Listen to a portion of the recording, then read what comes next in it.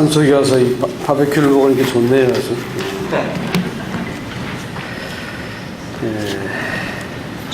마태복음 16장 말씀을 나머지 부분을 교제하겠습니다.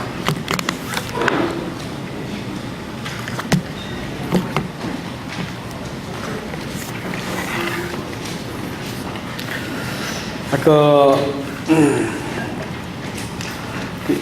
말씀드리기를 복음의 중심이 예수 그리스도다.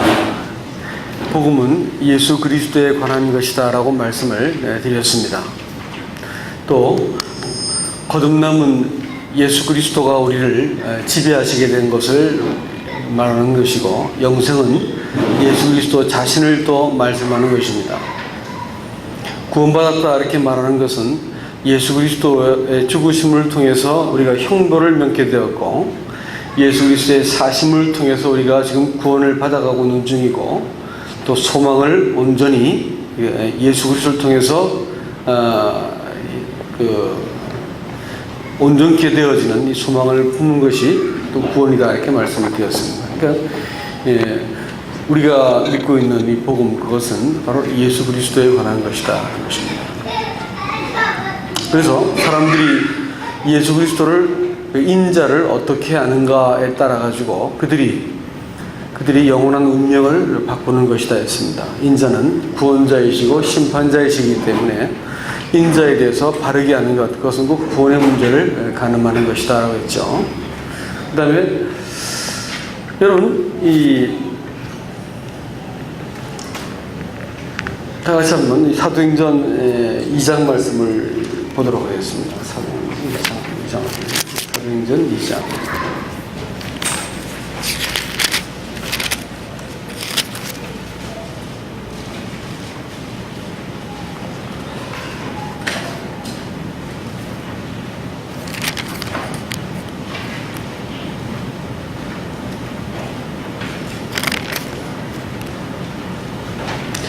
이 장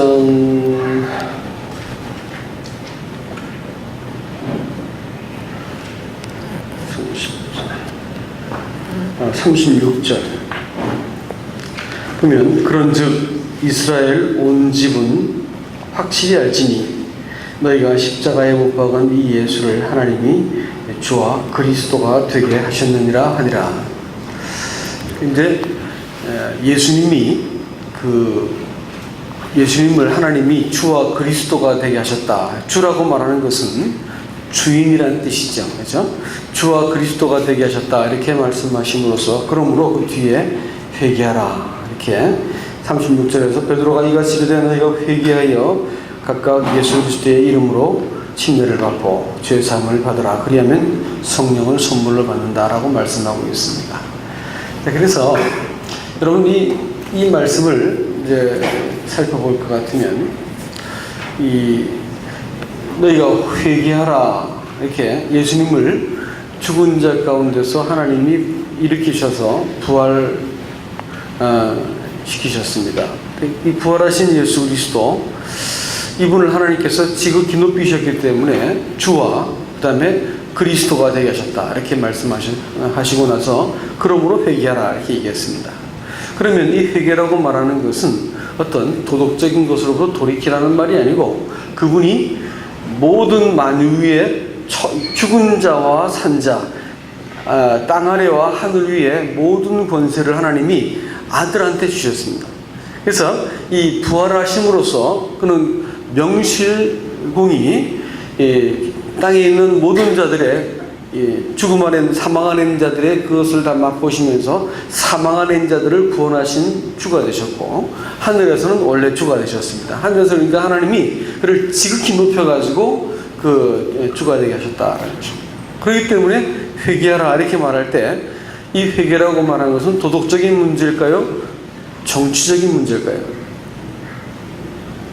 엄격히 말하면 정치적인 문제입니다. 하나님께 네가 어떻게 할래? 이렇게 물어보는 것입니다. 항복하지 않으면 심판을 받는다라는 것입니다. 회개라고 하는 문제는 죄를 돌이키는 문제도 있지만, 하나님 앞에서 이 크고 두려운 하나님, 심판자인 동시에 구원자께서 이제 네게 왔으니까 어떻게 할래? 이렇게 말할 때 사람이 하나님 앞에서 복종합니다. 이렇게 이야기하는 것이 사실 회개의 첫 번째 메시지인 것입니다. 그리고 이 5장을 한번 넘어가 보시죠. 5장에 가면 5장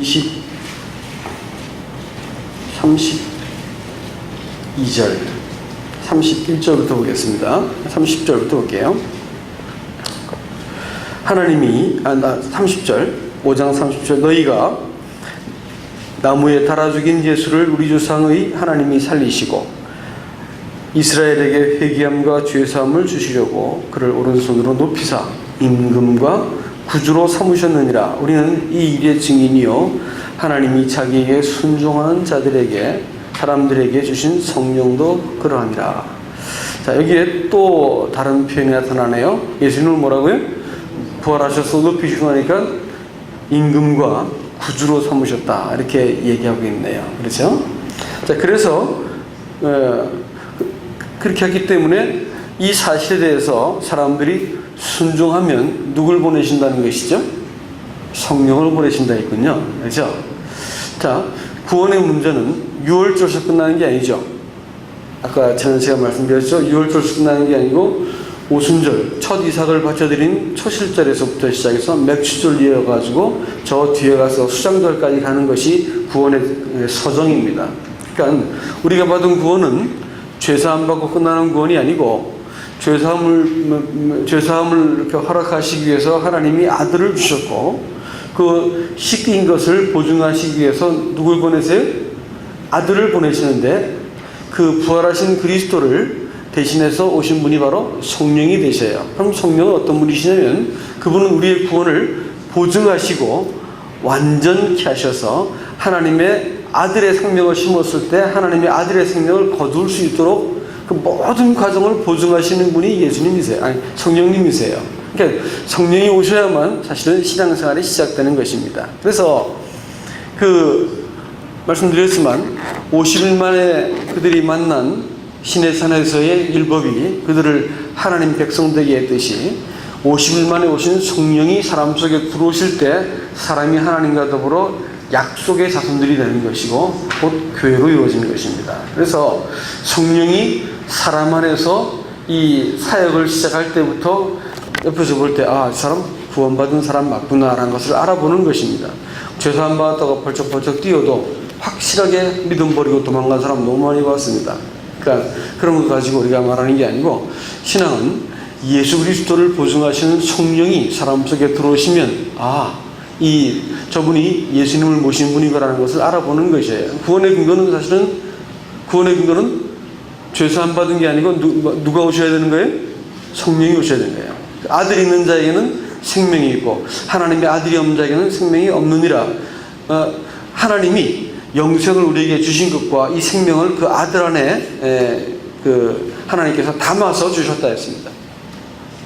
그러니까 아들을 모시고 있는 자가 영생을 가진 것입니다. 너희가 믿음에 있는지 너희 자신을 확증하고 시험하고 확증하라. 그리스도께서 너희 안에 계신 줄 너희가 스스로 알지 못하느냐. 그렇지 않으면 너희가 버리운 자니라. 이렇게 말씀하시면서 고린도서 13장 5절에서 우리 신앙이 아들을 내가 어떻게 모셨는가, 이 관계를 아들이 있는가 없는가로 물어보시는 거예요. 우리가 이제 어떤 확신을 가졌는지 이런 걸 묻는 게 아니고 어떻게 잘 믿었는지 이걸로 하는 게 아니라 아들이 있는지 없는지가 우리 신앙의 모든 근거입니다. 그러면 복음을 전한다는 것은 어떻게 전하는 것이죠? 복음은요, 복음 전하는 사람은 뭐라고 그럴까요? 증인이라 해야 증인. 그죠? 증인이라는 말의 뜻이 두 가지가 있습니다. 하나는 마터 해가지고 이 순교자라는 뜻이 있습니다. 자기가 증거하는 이 진리에 대해서 목숨을 거는 것이죠. 이 순교자라는 뜻이 있고 또 하나는 중요한 뜻이 브릿지메이커예요. 브릿지메이커. 그러니까 이제 이 증인은 판사도 변호사도 검사도 뒤집을 수 없는 판결을 이 재판관도 함부로 판결하면 안 되잖아요. 근데 판결의 내용을 일순간에 뒤집을 수 있는 것은 딱 한 사람밖에 없습니다. 누굴까요? 증인이에요, 증인. 그죠? 근데 이 증인이라고 하는 사람은 브릿지 메이커인데, 그것은 자기가 믿고 있는 바 신념, 신앙의 체계를 상대방에 설득시키는 게 아닙니다. 많은 사람들은 그 전도를 그렇게 생각해서 어떤 그 자기 믿고 있는 바를 상대방한테 효과적으로 설득시키는 사람을 전도 잘한다 이 생각하는데, 그렇지 않습니다. 전도가 아니에요. 어떤 모양이 됐든지 그리스도를 그 사람을 통해서 보게 만들고 그 그리스도를 만나게 만들면 복음 전한 것입니다. 그러니까 이제 복음을 받은 사람은 어떻게 했습니까? 그 사람을 통해 누굴 봐요? 그리스도를 본 거예요. 그죠? 그러니까 복음 전하는 사람도 굉장히 중요합니다. 복음을 전하는 사람이 하나님 앞에 속당치 않게 살고 있는 사람이 복음을 전하면 믿어 저렇게 하는가 보다 생각하게 되죠. 그리스도를 만나는 것이 사실은 구원받은 것이고, 교회는 또 어떤 것이냐? 교회는 그리스도가 오죽하면 당신을 머리라고 표현했을까요? 그리스도가 오롯이 드러나고 그리스도의 중심으로 모인 것이 바로 교회인 것입니다. 그리스도가 증명되어야 되는 것이 교회인 것이에요. 몸은 머리의 지시를 받기 때문에 머리가 무엇을 생각하는지 몸이 표현해내는 것이거든요. 그러니까 이제 교회를 보면 누가 보여야 되는 거예요? 장로가 보여야 돼? 교패가 보여야 되는 것이에요? 모인 사람은 구성원들의 사회적인 신분이 보일까요? 신조가 보일까요? 얼마나 방언을 잘하는지가 보일까요? 아니면 알고 있는 그냥 지식이 그들의 어떤 집단을 대표할 수 있는 걸까요? 아무것도 아니에요. 딱 한 가지밖에 없습니다. 그리스도가 보이면 하나님의 교회고, 그리스도가 안 보이면 뭘까요? 엉터리입니다. 그죠? 이제 인자가 누구냐라고 물었을 때 사람들이 그 인자 앞에서 돌이켜 회개하고 내가 그 하나님 앞에 순종할 때 성령을 보내서 구원을 받는 거예요. 성령은 아무한테나 가지 않으시고 죄사함 깨달았다고 가지 않고 순종하는 자에게 주신 분이십니다. 순종한다고 말하는 것은 하나님 나라 앞에 자기가 복종한다는 것이에요. 임금과 구주로 삼았다 했으니까 복종하는 것입니다. 이 복음은 하나님이 하나님의 나라에 대한 이 회복을 하기 위해서 하나님이 그 아들을 보내신 거예요. 아시겠어요? 그러니까 이제 에덴 동산에서 잃어버렸던 하나님의 나라를 하나님께서 더 온전하게 복원을 시키시는데 누구를 통해서 하시냐면 아들을 통해서 하시는 것입니다. 에덴 동산에서 그들이 거부한 것은 다른 것이 아니고 하나님의 통치를 거부한 것입니다. 그리고 생명나무 대신 그리스도를 그들이 취하지 않고 그 사막나무를 취하죠. 사막나무의 별명이 뭘까요? 선악을 알게 하는 나무라는 것입니다. 생명나무의 별명이 선악을 알게 하는 나무예요. 그럼 사람들이 자기가 생각할 때 선하다고 하는 가지를 붙들고 이게 생명나무다고 지금도 주구장창 붙들고 흔들고 있는 사람들이 있습니다. 생명나무가 아니에요. 생명나무가 아니고 생명나무는 그리스도 자신입니다. 그가 복음을 전하든 말씀을 가르치든 봉사의 직무를 하든 그가 그리스도의 이름으로 그리스도께서 공급하시는 것처럼 하시는 분들이 있고 내가 말이야 해가서 하는 분들이 계셔요. 그러면 똑같은 일 하는 것처럼 보이지만 한 사람은 그것은 사막나무에 선한 가지를 흔들고 있는 사람이고 어떤 사람들은 생명나무를 붙들고 있는 분도 계시다는 것입니다. 이 생명나무는 성막의 모습으로 또 구름기둥으로 불기둥으로 여러 모습 반석에서의 난 샘물로 여러 모습으로 계속 역사에 등장하지만 마침내 성육신하신 모습으로 우리 가운데 딱 오셨어요. 그렇죠? 그래서 이 예수를 만나게 되면 구원을 받게 되고요. 이 예수를 모시게 되면 교회가 되는 것입니다. 그러니까 사람들한테 인자가 누구라냐라고 물었을 때 사람들이 그를 보고 회개하고 그를 왕으로 주로 모시면 구원받는 것이고요. 소위 성도로 하시는 분들이 이 예수에 대해서 바르게 알고 바르게 고백할 수 있게 되면 그 사람을 통해서 하나님께서 교회를 세우시는 겁니다. 그러니까 오늘날 교회가 활약한 이유는 다른 데 있지 않고 그들이 고백하는 예수 그리스도가 모호하고 활약하기 때문에 불분명하기 때문에 그들의 신앙과 삶, 교회가 이렇게 활약하는 것입니다. 여러분, 오늘 이 본문에서 마태복음 본문으로 다시 돌아가겠습니다. 마태복음 16장.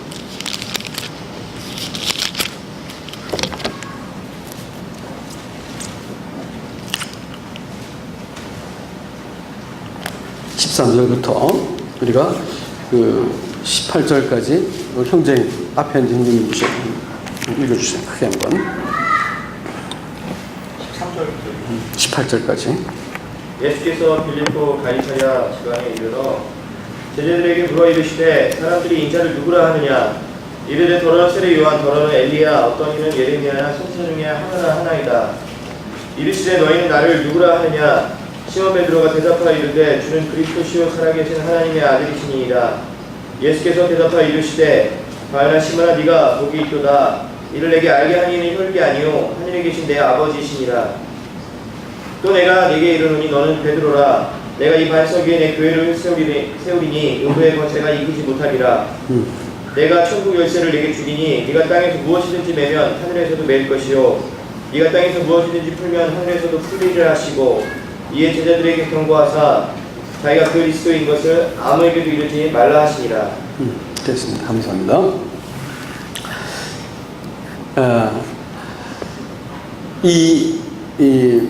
예수님께서 너희는 나를 누구라 하느냐라고 물었을 때 특별한 의미가 있습니다. 너희는 나를 누구라 하느냐. 지난 시간에 나는 네게 무슨 의미가 있냐 이렇게 이제 제가 풀어서 설명을 해드렸습니다만은 앞에는 인자라 불렀다가 지금은 나라고 말씀하셨습니다.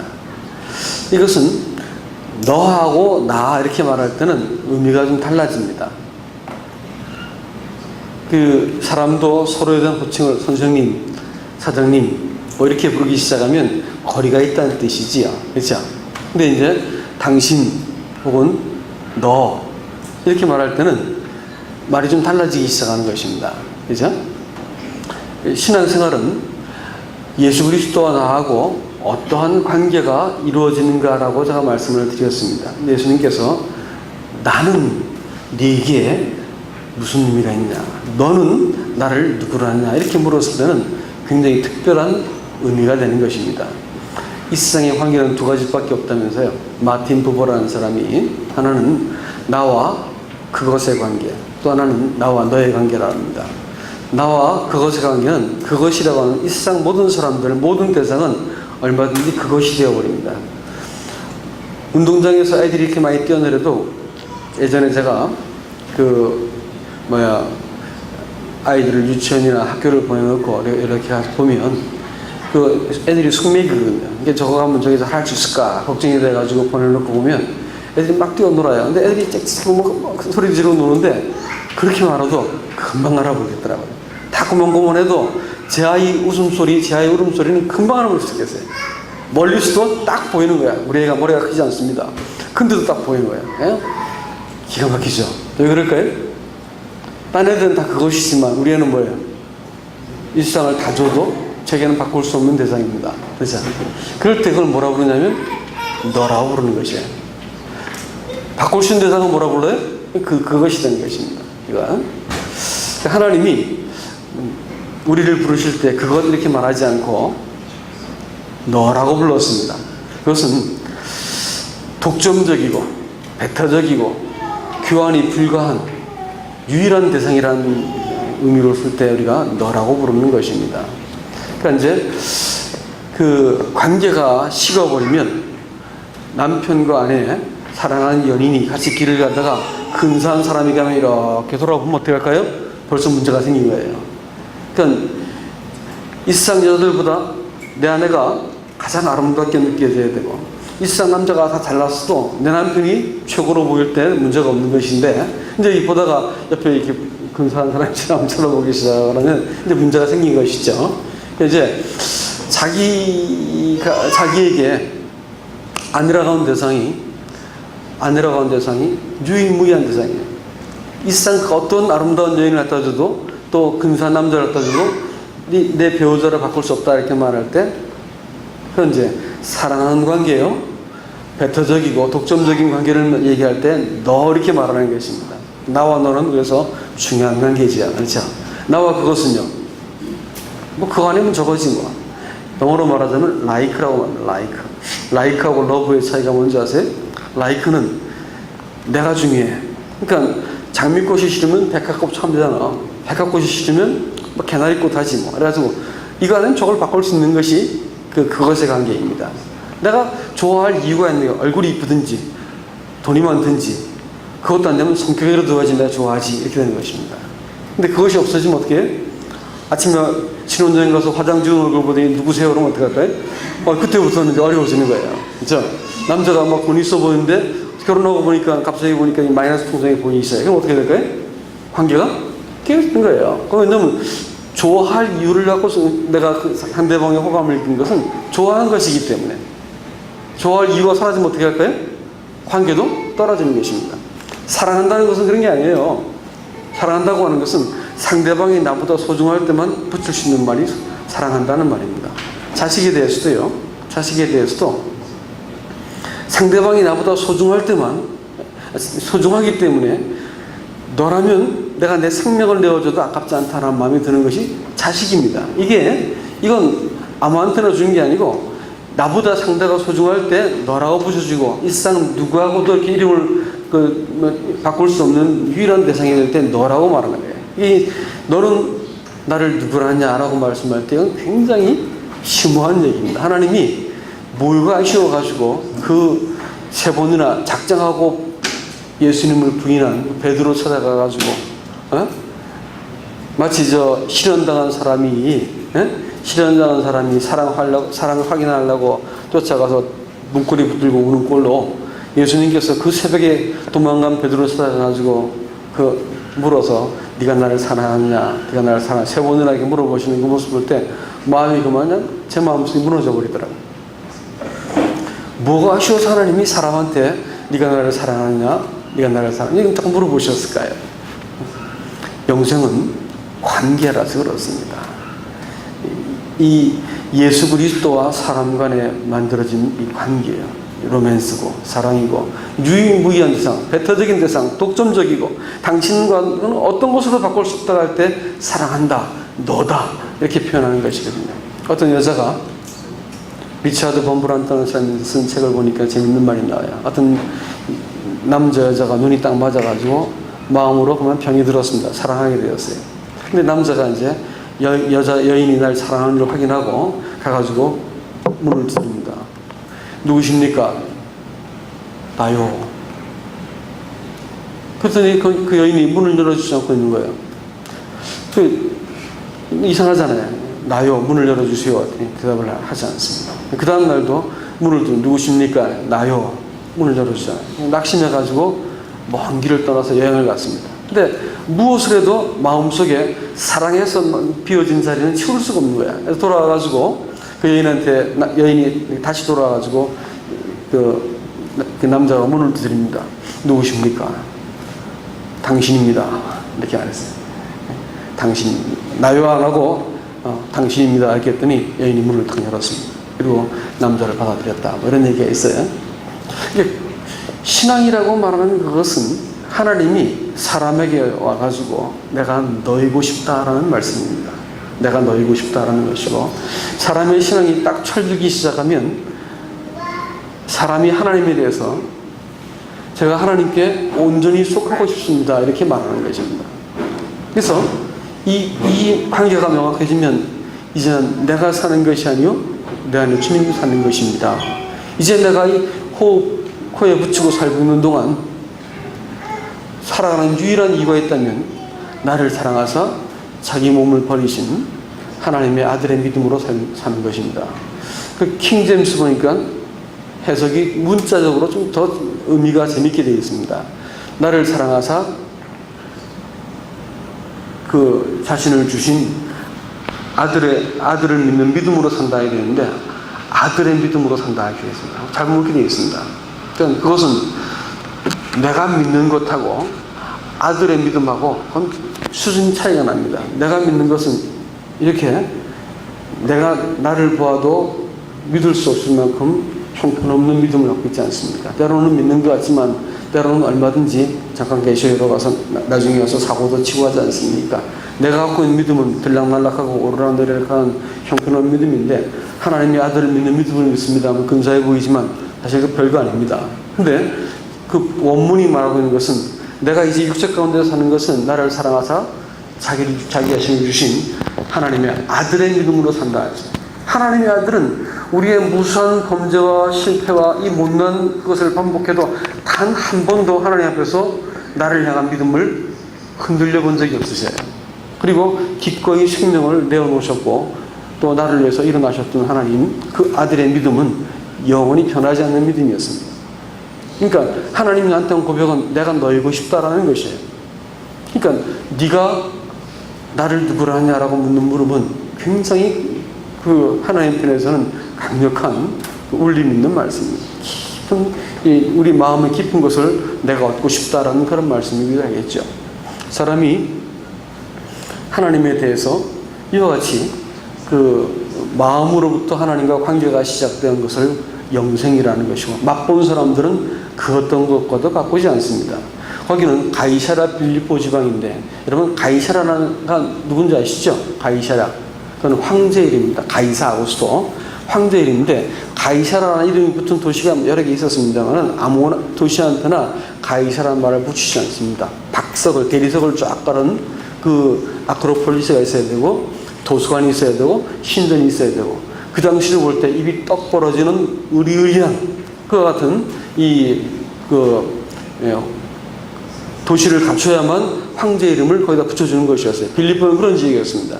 근데 시골 솔로몬이 촌 목수가 그 가이사를 등지고 제자들에게 물어봤겠죠. 나는 너에게 누구냐? 이렇게 물었습니다. 갈등이 일어났겠죠. 얼마나 그 뒤에 보이는 휘황찬란한 그 눈에 보이는 번쩍이는 것하고 이 초라한 예수 그리스도, 이분을 내가 뭐라고 부를 것인가라고 하는 것은 대답을 반드시 해야 되는 것입니다.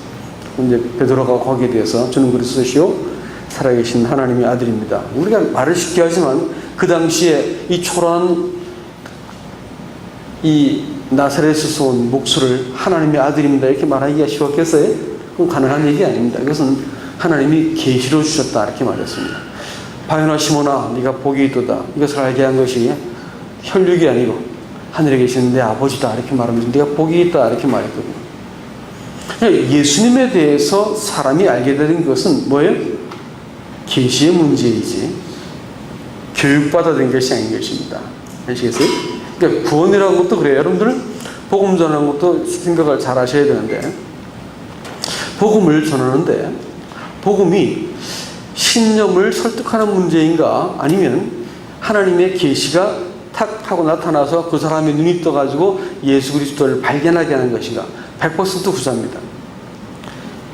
겉으로 볼 때 비슷하게 보여도 저는요 36년 동안, 저도 초기에는 거의 날마다 영혼들을 얻었습니다. 미쳤습니다. 미쳐서 돌아다녔어요. 복음 전하느라고. 근데 나중에는 복음 전하는데 어떤 패턴이 생기더라고요. 패턴이 뭔지 아시죠?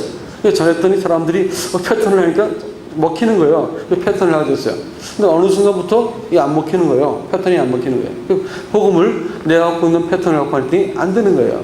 그래서 이제 자백했습니다. 지금 제가 주님을 그렇게 제 패턴 속에 집어넣은 거 잘못되었습니다. 주님 주신 대로 하겠습니다. 그랬더니 하나님께서 다른 방식으로 영혼들을 상대하게 만들었어요. 한 가지였습니다.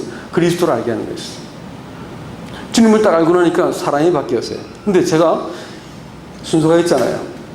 해가지고 겁을 줘가지고 마지막에 뭐 이렇게 죽였다 살렸다 했다가 맨 마지막에 이제 그 영혼의 속죄 풀어가지고 이제 막 울고 막 난리가 나죠. 그러고 나면 이제 됐다고 어깨 두드려주고 기도해주고 돌려보냈거든요. 청년 때는 저랑 상담하면 사람들하고 자꾸 우니까 저 사람이 뭐 괴롭히는가 보다 생각했던 것 같아요. 옆에 사람들 보면서. 여하튼 이상하게 상담하면 울렸어요. 사람들 울더라고. 저는 이게 구원받은 줄 알았어요. 근데 나중에 물어보니까 억울해서 울었대. 그동안 내가 쌓은 걸 다 무시하니까 억울해서 울었던데. 뭐 대항할 말은 없으니까 속이 상해가지고 억울했다 이게. 그렇게 이제 복음을 젊었을 때 전했습니다. 근데 시간이 지나면 지날수록 결국은 그리스도를 전달하고 나니까, 시간이 지나니까 그 더디어도 그 사람 안에서 주님의 생명이 나타나는 것을 보면서 이거다 싶어가지고 지금은 그렇게 전하지는 않습니다. 복음은 계시의 문제입니다. 계시.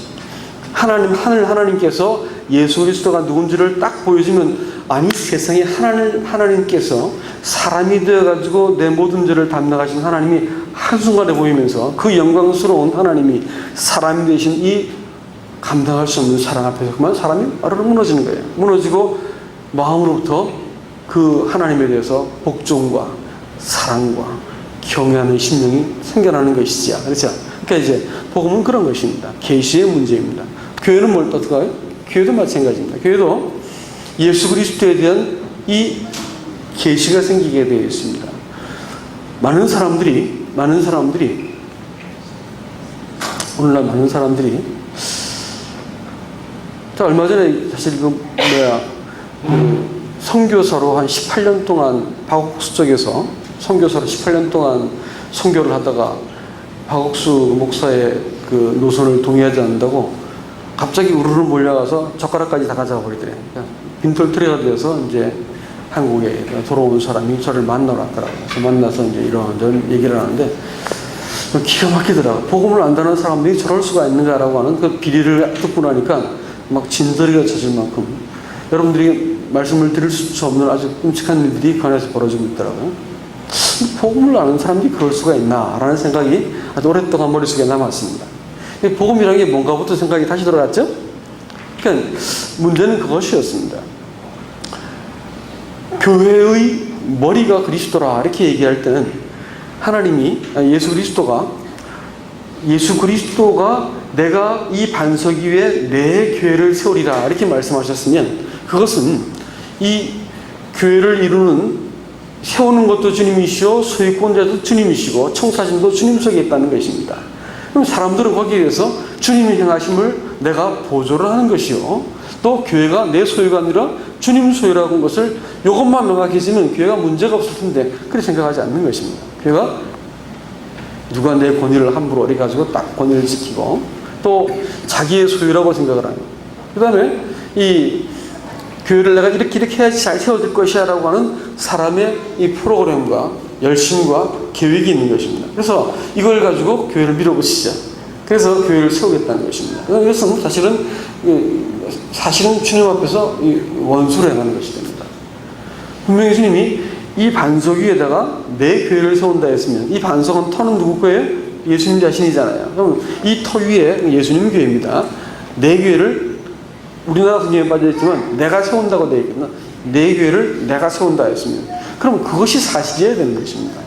그러면 이 예수 그리스도를 딱 본 사람들은 이 예수 그리스도에 대한 비전이 있고 그리스도를 발견하는 사람들, 하늘의 계시로 본 사람들은 그 다음부터는 복종을 하게 되어 있고 그 예수님께서 어떻게 나타나실지에 대해서 내가 기대감을 가지고 엎드리고 그분이 일하실 수 있도록 사람들을 내가 주관치 않는 것입니다. 교회가 몸이라고 했습니까? 아니면 조직체라고 했습니까?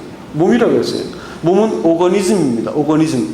오거니즘이라고 말하는 것은 살아있는 유기체라는 것이에요. 복잡한 구조가 있습니다. 그렇기 때문에 오거니즘을 가장 잘못 다루는 게 뭐냐면 오거나이즈 하는 것입니다. 몸을 칼로 뚝 잘라서 재구성하면 얼마나 끔찍한 일이 벌어지겠어요. 그렇죠?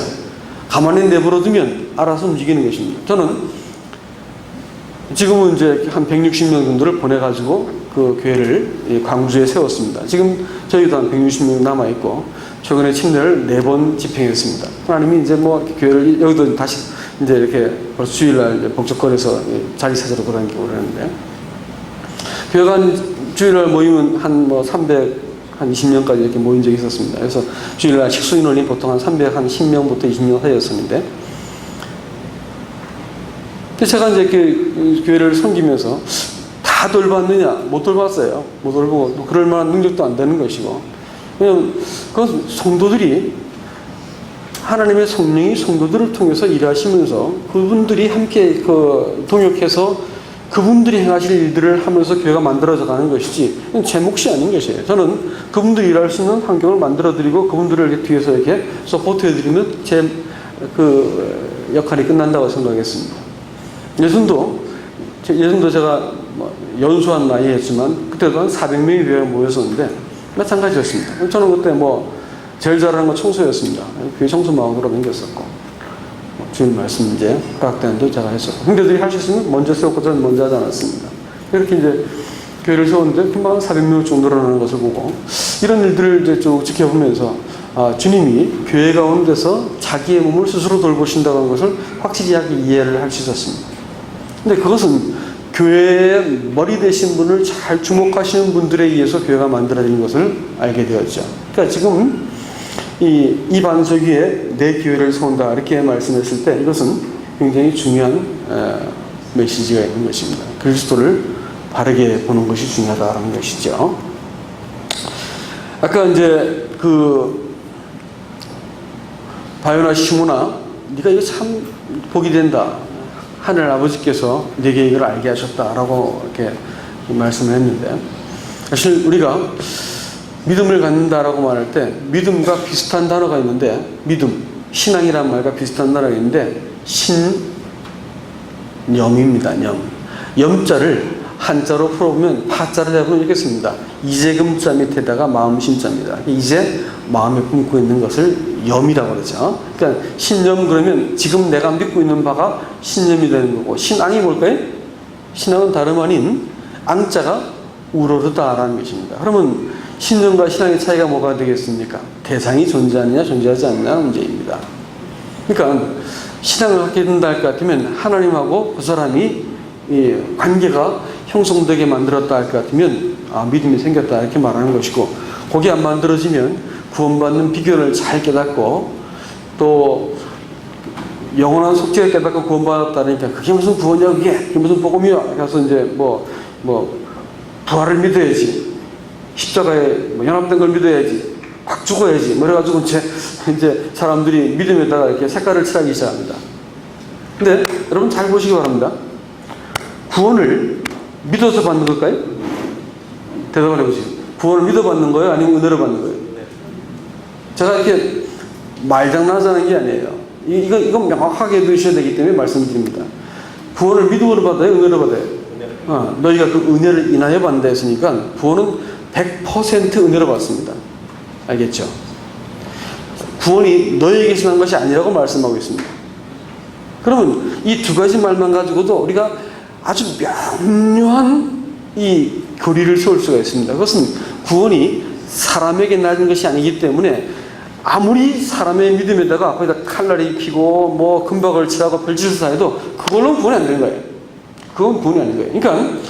그러니까 저쪽에서 위팅시 어쩌고 하는 사람들 만나서 어떤 사람이 병이 들어왔어요. 우체국에서 이렇게. 근데 관악교회가 그런 병이 많이 들었댔어요. 근데 그래서 이제 와서 얘기를 하는데 이제 물어봤죠.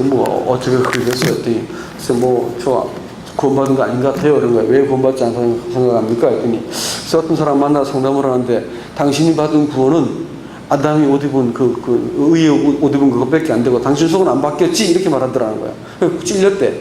얘기를 더 하는데, 그러니까 의의 옷을 입고 네가 의의 옷을 입고 네가 겉은 구원받고 겉은 한 것 같은데 구원의 명분을 얻은 것 같은데 네 마음은 안 바뀌었는데 그게 무슨 구원이야. 구원은 네 속에서 아주 시커먼 것이 자꾸 나오는데 그게 무슨 구원이냐, 이렇게 말하니까 찔려버린 거예요. 찔려가지고 참 구원 받은 게 아닌 것 같다는 거예요.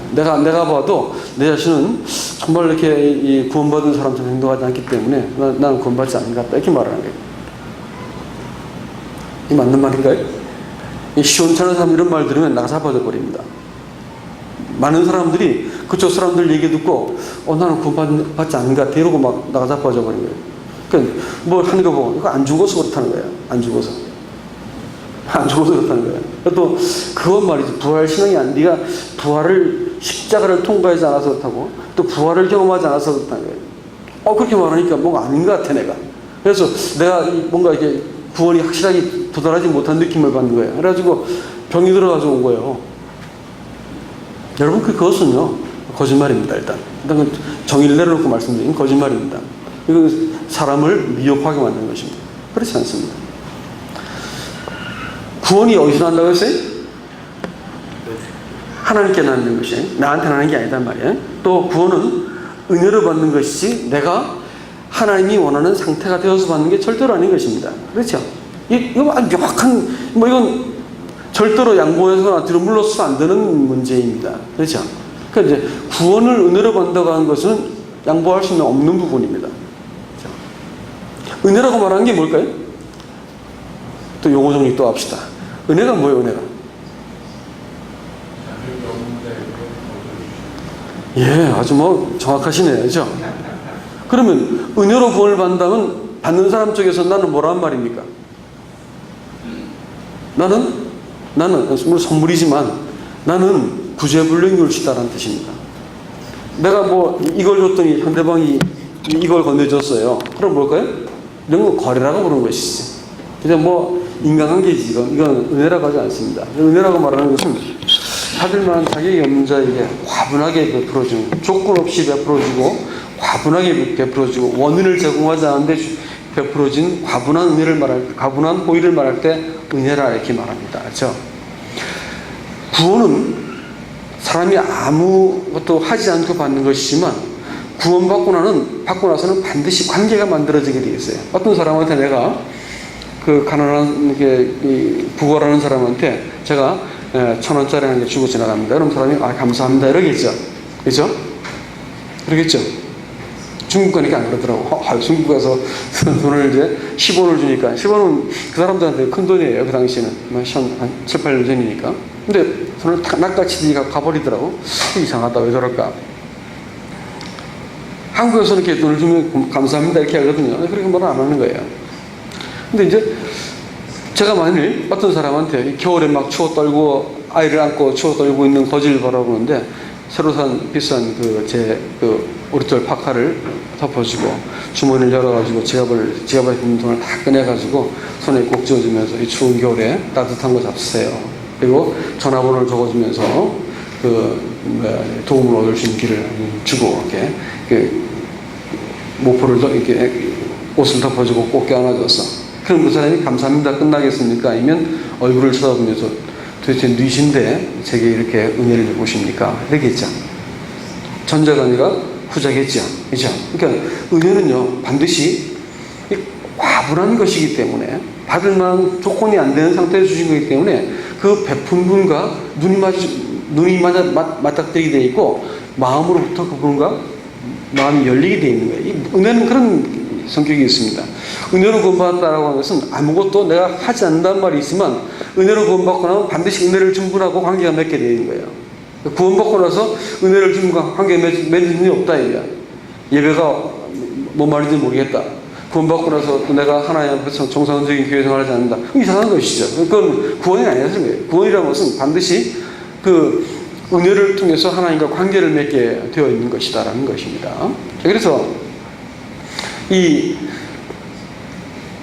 구원 자체는 100% 은혜로 주는 거고 사람한테 난 것이 아니기 때문에 사람들은 이 믿음이라고 하는 것을 오해를 하는데 믿음을 내가 잘 믿어서 받는 것이다 이렇게 생각합니다. 구원은 내가 잘 믿었기 때문에 받는 것이다. 오늘날 많은 사람들이 구원을 잘 못 받는 이유가 뭐냐면 내 마음속에 뭔가 이렇게 탁 와서 이렇게 그래 이거야 라고 확증이 되어지는 어떤 접점이 있어야 할 거 아니냐 이게. 내가 동의할 수 있는 나 믿게 되었어라는 접점이 있어야 할 거 아니냐. 내가 믿어줘야 되지 않겠냐 이런 얘기죠. 그래서 그거를 자꾸 구하면서 내가 아직까지 구원받지 못했다 이렇게 말하는 사람들이 거의 대부분이 얘기를 하다 보면 근데 그건 뭘 말하냐면 결국은 내가 마지막 결제를 하겠다는 것이고 내가 믿어져야만 구원이 된다는 것입니다. 그러나 사실은 구원은 하나님 편에서 해놓고 나서 날 부르는 것이지 네가 믿을 때 주는 것이 아니거든요. 다 구원을 이뤄놓고 사람을 부르는 건 아니겠어요. 탕자를 예수님께서 아버지가 용서해놓고 기다렸겠어요? 와가지고 싹수 있게 용서를 비는 거 보고 용서했겠어요? 용서해놓은 거 보고 용서해놓고 나서 이미 해놓은 상태에서 기다리고 있었던 것이죠. 그러니까 구원은 완료되어지고 완성된 채로 사람에게 주어진 것이고 사람을 거기에 불러들인 것이기 때문에 잘 믿어라, 강하게 믿어라, 부활신앙, 십자가 통과 이런 얘기 다 붙이는 것은 뭐냐면 믿음이라는 것을 다 칼라 붙이는 거기 때문에 정당하지 않은 것입니다. 그건 정당하지 않은 것이에요. 이렇게 말하면 우리가 지금 알고 있는 많은 신앙의 어떤 그릇된 시도들은 뭐냐면 더 확실하게 믿는 법들을 가르치는 거예요. 그건 정당하지 않습니다. 우리가 사실 더 구체적으로 보여드려야 할 게 누굴까요? 그리스도를 보여주면 내가 믿는 것까지 믿어져야 되는 걸까요? 믿어지게 되어 있습니다. 그리스도가 누군지 알면 믿어지게 되어 있는 것이에요. 이게 정상적인 것입니다. 그리고 그리스도가 누군지를 알게 되면 그 다음 어떤 일이 벌어질까요? 그분이 임금이잖아요. 그분이 주시잖아요. 거듭난다고 하는 것은 사단의 통치에서 아들의 통치로 들어간다는 것이고, 사람이 죄를 짓는 것은 죄의 지배를 받았기 때문에 죄를 이렇게 짓는 것인데, 하나님의 아들의 통치를 받기 시작할 때부터 비로소 자유워지고 비로소 하나님의 아들답게 살게 되는 것이기 때문에, 구원이라고 하는 문제는 반드시 강한 자가 와가지고 천국을 침노하는 일이 있어야 되는 거예요. 강한 자가 와서 늑탈해야 되고, 천국은 요한 이후부터 침노하는 것인데, 침노는 그야말로 이 강한 힘을 가지고 빼앗는다는 말입니다. 빼앗는다는 말. 그러니까 우리의 구원을 위해서 예수 그리스도가 무슨 일을 하셨어요? 사단의 권세를 찬탈하셨단 말이에요. 힘으로 제압하셨단 말이에요. 그래가지고 사단으로 하여금 사람을 지배할 수 없도록 이 힘을 사용하신 것입니다. 네? 구원을 위해서 하나님의 나라가, 하나님의 권세가 사단을 딱 눌러버리는 일들이 있었다는 것이에요. 그리고 하나님의 통치를 그래서 사람에게 실현하기 위해서 하나님이 이미 이렇게 이 실력 교사를 행하신 것이고, 그 다음에 사람한테 이제 이 통치를 이루기를 원하시는 것입니다. 그렇기 때문에 구원이라고 하는 것은 예수 그리스도가 왕이 아니라는 것을, 왕이 통치자가 아니라고 말을 한다면 그 구원 자체는 성립될 수 없는 것입니다. 왜냐하면 죄라는 것이 하나님을 통치를 거절한 것이 되기 때문에, 구원이라는 건 당연히 뭐가 되겠어요? 하나님 통치를 받아들이는 거예요. 수용하기 때문에 하나님을 모르는 자들과 복음을 복종치 않은 자들에게 형벌을 주시려고 예수님께서 이 천사들과 함께 불꽃 가운데 임한다고 디모데후서에서 말하고 있습니다. 명료하죠? 하나님 몰라. 왜 모를까요? 구원이라는 문제를, 이 은혜를 통해서 알지 않았기 때문에 하나님을 모르는 거예요. 구원받는 비결만 알겠다는 거예요. 어떻게 하면 각 죽는지, 어떻게 하면 죄사함 받는지, 이런 거 배운 거예요. 그러니까 구원은 받았는데 예수가 없는 거예요. 여러분, 유다하고 베드로의 차이를 아세요? 유다가 나쁜 놈입니까? 베드로가 나쁜 놈입니까? 죄송합니다. 오래된 분들한테 이런 말 들었어서. 가만히 생각해 보세요. 유다는 자기의 민족주의적, 그 사람이 원래 셀로딘입니다. 질롯 이렇게 하는데, 질 이렇게 말하면 이 뭐 열정 이런 거 아니겠죠? 질. 근데 이게 뭐냐면 이 무력을 가지고 항쟁해서 로마에서 독립을 쟁취했다는 사람들이었어요. 그러니까 셀로딘 시몬과 이스카리옷 유다라는 사람은 그런 사람들이었습니다. 근데 두고두고 봐도 이 예수라는 사람이 이 로마로부터 이 실력 행사를 해서 구출할 분이 아닌 거예요. 그러니까 카드를 버린 겁니다. 카드를 버리고 은삼십을 받고 이제 이렇게 팔아버리지 않습니까? 그죠? 근데 그러고 봤더니 양심의 고통이 찾아왔습니다. 나중에 그 돈을 고스란히 들고 가서 이 돈을 이렇게 반납을 하죠. 근데 반납하는 과정이 좀 안 되었지만 양심에 너무 고통이 돼서 결국 어떻게 해요? 목을 맸습니다. 그죠? 베드로는 어떤 사람이냐? 베드로가 3번 부인했죠. 근데 이게 내용이 아주 질이 나쁩니다. 아주 질이 안 좋아요. 죄질이.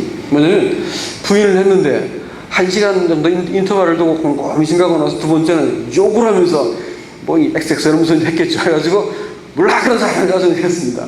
또 1시간 정도 전에 곰곰이 생각하고 나서 예수님을 저주해버렸어요. 몰라.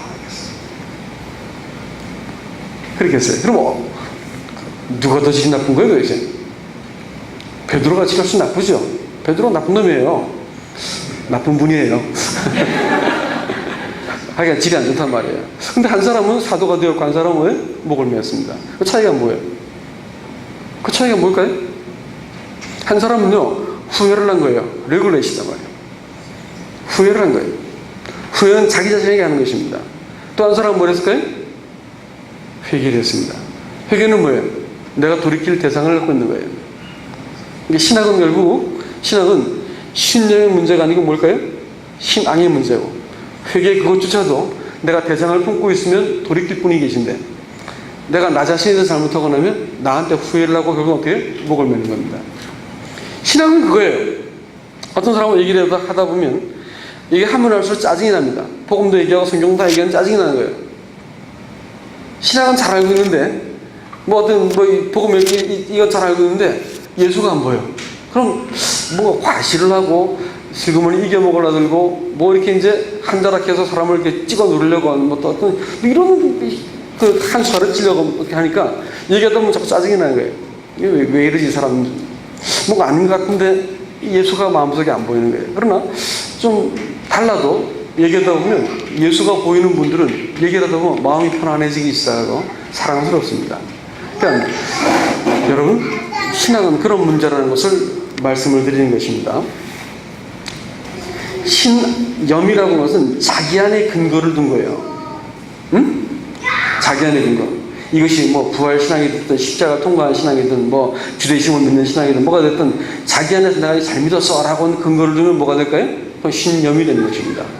그러나 신앙은요, 내 안에서 만들어서 나가는 게 아니고 밖에서 쑥 들어오는 거예요. 뭔 뜻인지 아세요?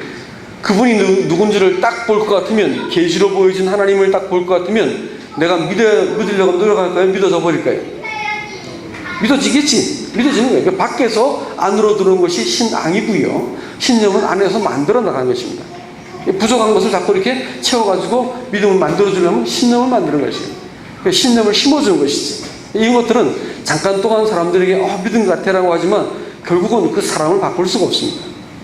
더 큰 신념을 가진 사람은, 종교적 신념을 가진 사람을 만들 수 있지만 그 사람이 그리스도 닮은 사람을 만들 수는 절대로 없어요. 거기 차이가 있습니다. 그리고 이 신앙을 통해서는 계속해서 주님을 주목하게 만들지만 신념은 결국은 뭐냐면 자기 믿음을 세우는 일들을 자꾸 하려고 노력을 하기 때문에 행동의 변화라는 것은 좀 더 종교적인 삶이 된다는 것이고, 신앙을 갖게 되는 사람은 좀 더 주님을 닮아가는 삶이 될 것이다. 이게 생각이 드는 것이죠. 이제 많은 사람들은 신념을 신앙으로 오해를 합니다. 그래서 신념이라는 것은 자기가 지금 믿고 있는 바예요. 10년 전에 그렇게 안 믿었거든? 앞으로 10년 후에 또 바뀔지 몰라. 지금 믿는 거니까. 이것은 내가 지금 믿고 있는 바를 가지고 사람들은 그것을 믿음이라 생각하기 때문에 필연적으로 이것은 기준이 됩니다. 기준은 자기 기준보다 안 맞으면 어떻게 돼? 칼을 들고 싸우려고 드는 거야. 또 틀려서 맞아서 싸우려고. 이게 신념입니다. 신앙은 뭘까요? 그리스도가 근거가 되기 때문에 기초가 됩니다. 기준이 아니고 뭐예요? 기초가 되는 거예요. 기초. 그러면 얘기를 나누다가 누가 공통분모가 되는 거예요? 교집합이 만들어져. 누구예요? 예수님이에요. 예수님. 그죠? 그러니까 서로 다른 것이 전혀 문제가 되지 않습니다. 그리스도를 사랑하시고 그리스도에 의해서 구원받고 그리스도를 그 생명을 삼고 살고 있는 사람이라는 것이 그 기초가 확인되고 나면 그냥 사랑하고 껴안게 되는 것입니다. 그러니까 신앙을 신념으로 보느냐 혹은 믿음을 신념으로 보느냐 신앙으로 보느냐 합니다. 네? 기초이냐 또 기준이냐는 거예요. 그리스도가 기초가 될 것 같으면 신앙은 우리는 참 풍요로운 사람들이 됩니다. 근데 기준이 될 것 같으면 어떨까요? 기준이 되면 서로 칼을 들고 네가 많이 내가 많이 찔러대기 시작해요. 예? 본성이 나오기 시작하는 거죠. 고통스럽게 사람들을 아프게 만드는 것입니다. 그래가지고 이 진리라는 이름으로 칼을 휘둘러가지고 행하지 못하게 만드는 이런 일들이 가장 거룩한 성경을 빙자해가지고 거룩한 명분을 가지고 사람을 죽이는 일들이 나타나기도 합니다. 그렇기 때문에 신앙은 믿음은 신앙이어야 되지 신념의 문제 아닙니다. 복음에는 하나님의 의가 나타나서 믿음으로 믿음에 이르게 하니 기록된 바 오직 의는 믿음으로 말미암아 살리라는 것 같으니라. 여러분, 복음이라는 것을 많은 분들이 오해를 하고 있는데 복음은 하나님 우리를 사랑했습니다라는 스토리 아닙니다. 알고 있는 복음 스토리 말씀을 하나님 우리를 사랑하셨습니다. 사연이 얘기하는 거예요. 하나님 우리를 사랑하셨어요. 근데 약간 문제가 있거든요. 사람한테 죄가 있어가지고 하나님과 사람 사이가 떨어졌어요. 걱정하지 마세요. 예수님께서 죽었걸랑요. 믿기만 하면, 영접하기만 하면 문제가 해결되고 이 땅에서 복 죽어도 복 받고 뭐 죽어서 천당하고 들어가면서 나오면서 복 받습니다. 믿을래 안 믿을래? 누가 안 믿을 그걸 누가 다 믿죠. 받아들였다. 복음은 이런 문제가 아니에요. 복음은 하나님 우리를 사랑했다는 스토리 얘기하는 게 아니고 로마서가 복음에 대한 스토리인데 거기에는 그런 말이 나오지 않습니다. 복음에는 하나님의 사랑 얘기는 저 뒤에 나오고요. 믿음이라는 말도 4장에 가서야 겨우 나와요. 로마서가 복음을 전개하고 있는데 로마서의 처음 전개가 뭐냐면 복음의 딱 시작이 뭐냐면 하나님의 의입니다. 하나님의 의요? 그것은 무엇을 대비한 말이에요? 사람의 의를 대비한 말입니다. 복음에 하나님께서 자기 의를 나타내 보여야 되는 것은 이게 옳다는 거 아니겠어요? 그렇죠? 이게 옳다는 거예요. 성경에는 말도 캐논이라는 말인데 그것은 잘하는 뜻입니다. 이 자에 맞지 않으면 다 뭐가 되겠어요? 거짓이 되는 거죠. 그렇죠? 복음에 하나님께서 하나님의 의를 나타내 보이신 것은 사람의 제각기 품은 의라고 말하는 것이 오늘날 하나님과 부딪히고 원수가 되고 사람들을 하여금 사망에 빠지게 만들고 선악의 나무 열매를 따먹고 사람들이 멸망의 길을 하기 때문에 하나님이 뭘 보여주냐면 이게 의다라는 걸 보여줬어요. 그랬으면 어떤 일이 벌어질까요? 하나님이 이게 의다 보여주면 어떤 일이 벌어질까요? 응? 이게 의라고 보여서 사람들이 보여서 어떤 일이 벌어지겠어요? 어떨 것 같아요? 그렇지, 맞아요. 맞습니다. 보여주면 죽어야 돼요. 루터가 거의 죽을 뻔했죠. 눈앞에서 벼락이 번쩍 떨어졌는데 큰 고목나무가 벼락 맞고 몇 발자국 나가서 죽어서 나무가 확 자빠지니까 아이고야 해가지고 다 집어치고 수도원 들어갔습니다. 들어가가지고 아주 죽을 똥을 싸고 하나님 앞에서 최선을 다해 살았습니다. 근데 하면 할수록 성경을 보면 미운 말씀인데 로마서 1장 17절 말씀이야. 복음에는 하나님이 나타나는데 당연히 기본도 안 되는 거야. 아무리 나를 씻고 또 씻고 정결케 하고 또 정결케 해도 내 마음속에 있는 악을 다스릴 수가 없는 거예요. 그러니까 막 마음속에 그만 미움만 오는 거예요. 하나님이 위하면 화가 나고 해도 안 되는 거 어떻게 하란 말입니까? 하고 막 소리를 지르고 있는 거예요. 근데 이제 어느 날 말씀을 보는데 복음에는 하나님이가 나타났다라는 말이 전시되었단 말로 비로소 이해가 됐어요. 전시가 된 거예요. 왜 전시했을까요? 물건을 팔려면 어떻게 해야 돼?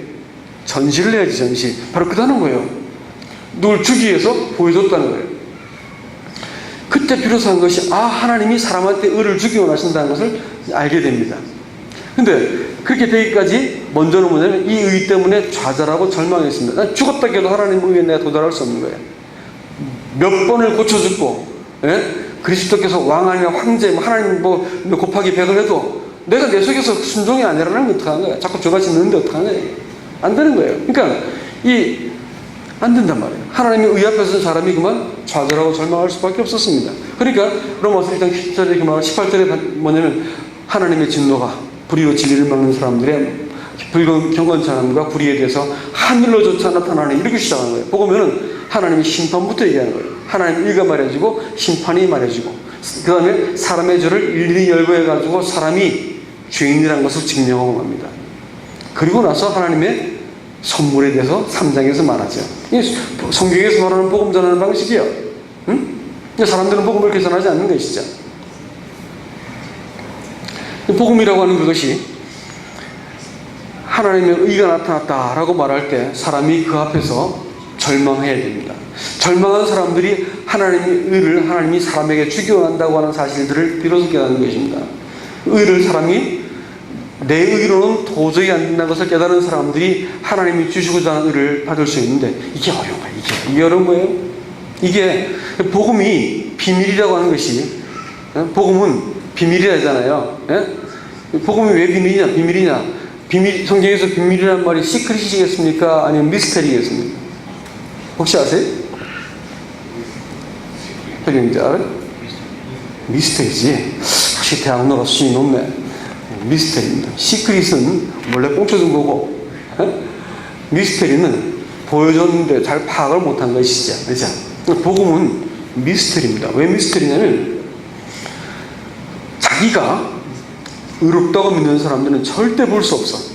절대 발견할 수도 없고 아무리 귀에다 큰 소리를 말해주고 보여주고 이거란 말이야 아무리 얘기해도 못 알아듣는 거예요. 그런데 자기가 죄인 되는 사람들은 한눈에 알아보게 만들었어. 한눈에. 미스테리인 거예요. 그러니까 이 복음은 병든 자, 가난한 자, 죄인들한테는 한눈에 보이지만 자기한테 의가 있는 사람은 아무리 얘기해주고 죽였다 살렸다 별걸 다 해도 절대로 발견할 수 없는 것이 이 복음인 것입니다.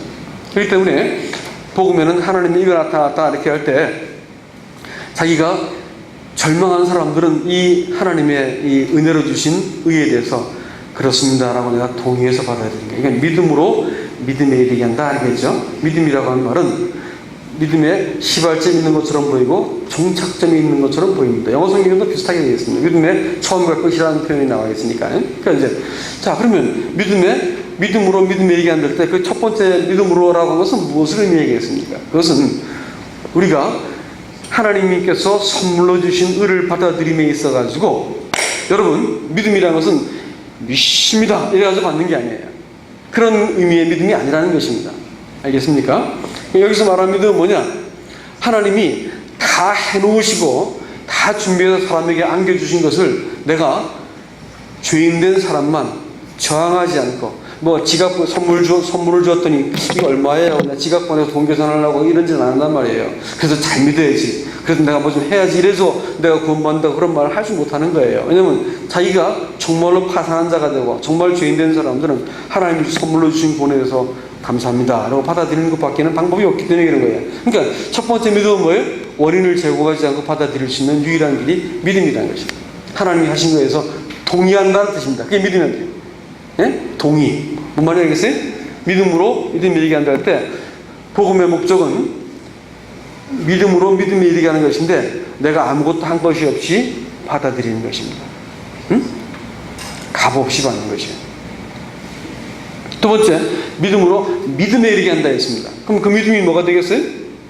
그것은 두말할 여지 없이 트러스트가 됩니다. 트러스트. 그것은 신뢰라고 말해요. 일상에서 가장 고상한 관계를 가지고 믿음 이렇게 말합니다.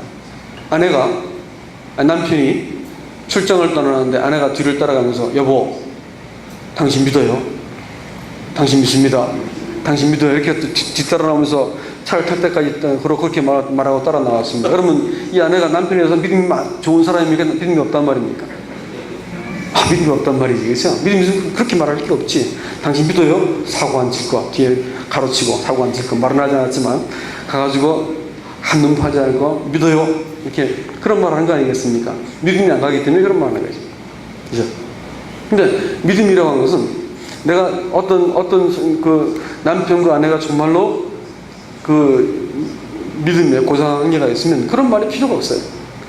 누가 해도 우리 남편이 그렇게 안 한 걸 내가 알고 있습니다. 믿습니다. 누가 뭐래도 내 아내가 그렇지 않은 것은 제가 잘 알고 있습니다. 이렇게 되는 거거든요. 믿음이라는 것은 굉장히 고상한 관계입니다. 하나님과 하나님이 복음을 주시고 우리에게 구원을 주셔가지고 얻고자 하는 게 뭘까요? 바로 그 관계입니다. 믿음이라는 관계예요. 그러니까 구원받고 나서 뭐가 남아야 돼요? 예수 그리스도와 나하고 이 고상한 관계가 남아야 되는 거예요. 그분하고 나하고 이 고상한 관계가 남는 게 복음의 목적인 것을 믿으시기 바랍니다. 그렇기 때문에 내가 나를 누구라냐라고 물어보신 것입니다. 오늘 얘기가 많이 길어졌죠? 이거 하나? 조금 더 할까요? 그만할까요? 조금만 더 할까요? 네, 조금만 더 하겠습니다. 네. 너는 베드로라 이렇게 말씀하셨습니다. 바요나 시모나 이렇게 하면서 말씀하시다가 너는 베드로라 내가 이 반석 위에 내 교회를 세울 것이다 했어요. 요한복음 1장 42절인가 보니까 같으면 예수님께서 베드로를 부를 때 뭐라냐면 내가 너를 장차 개바라 부를 것이다. 개바라는 말이 세파스라는 영어로 있지만 개바라는 말은 베드로라는 말의 아람어입니다. 그러면 여러분 이 개바라고 말하는 것은 베드로인데 내가 장차 너를 개바라 부를 것이다 이렇게 말했죠. 그럼 그 이름을 지금 쓰지 않았다는 거예요. 복음을 듣고 예수님 만났을 때 쓰지 않고 장차 그렇게 부를 것이다 라고 말했습니다. 근데 언제 불렀을까요? 여기서 불렀어요. 네? 마태복음 16장에서 너는 뭐라고요?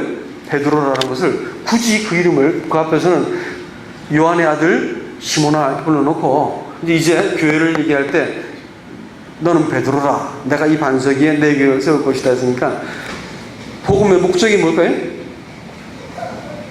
복음 전하는 것 자체가 끝나는 걸까요? 그렇지 않습니다.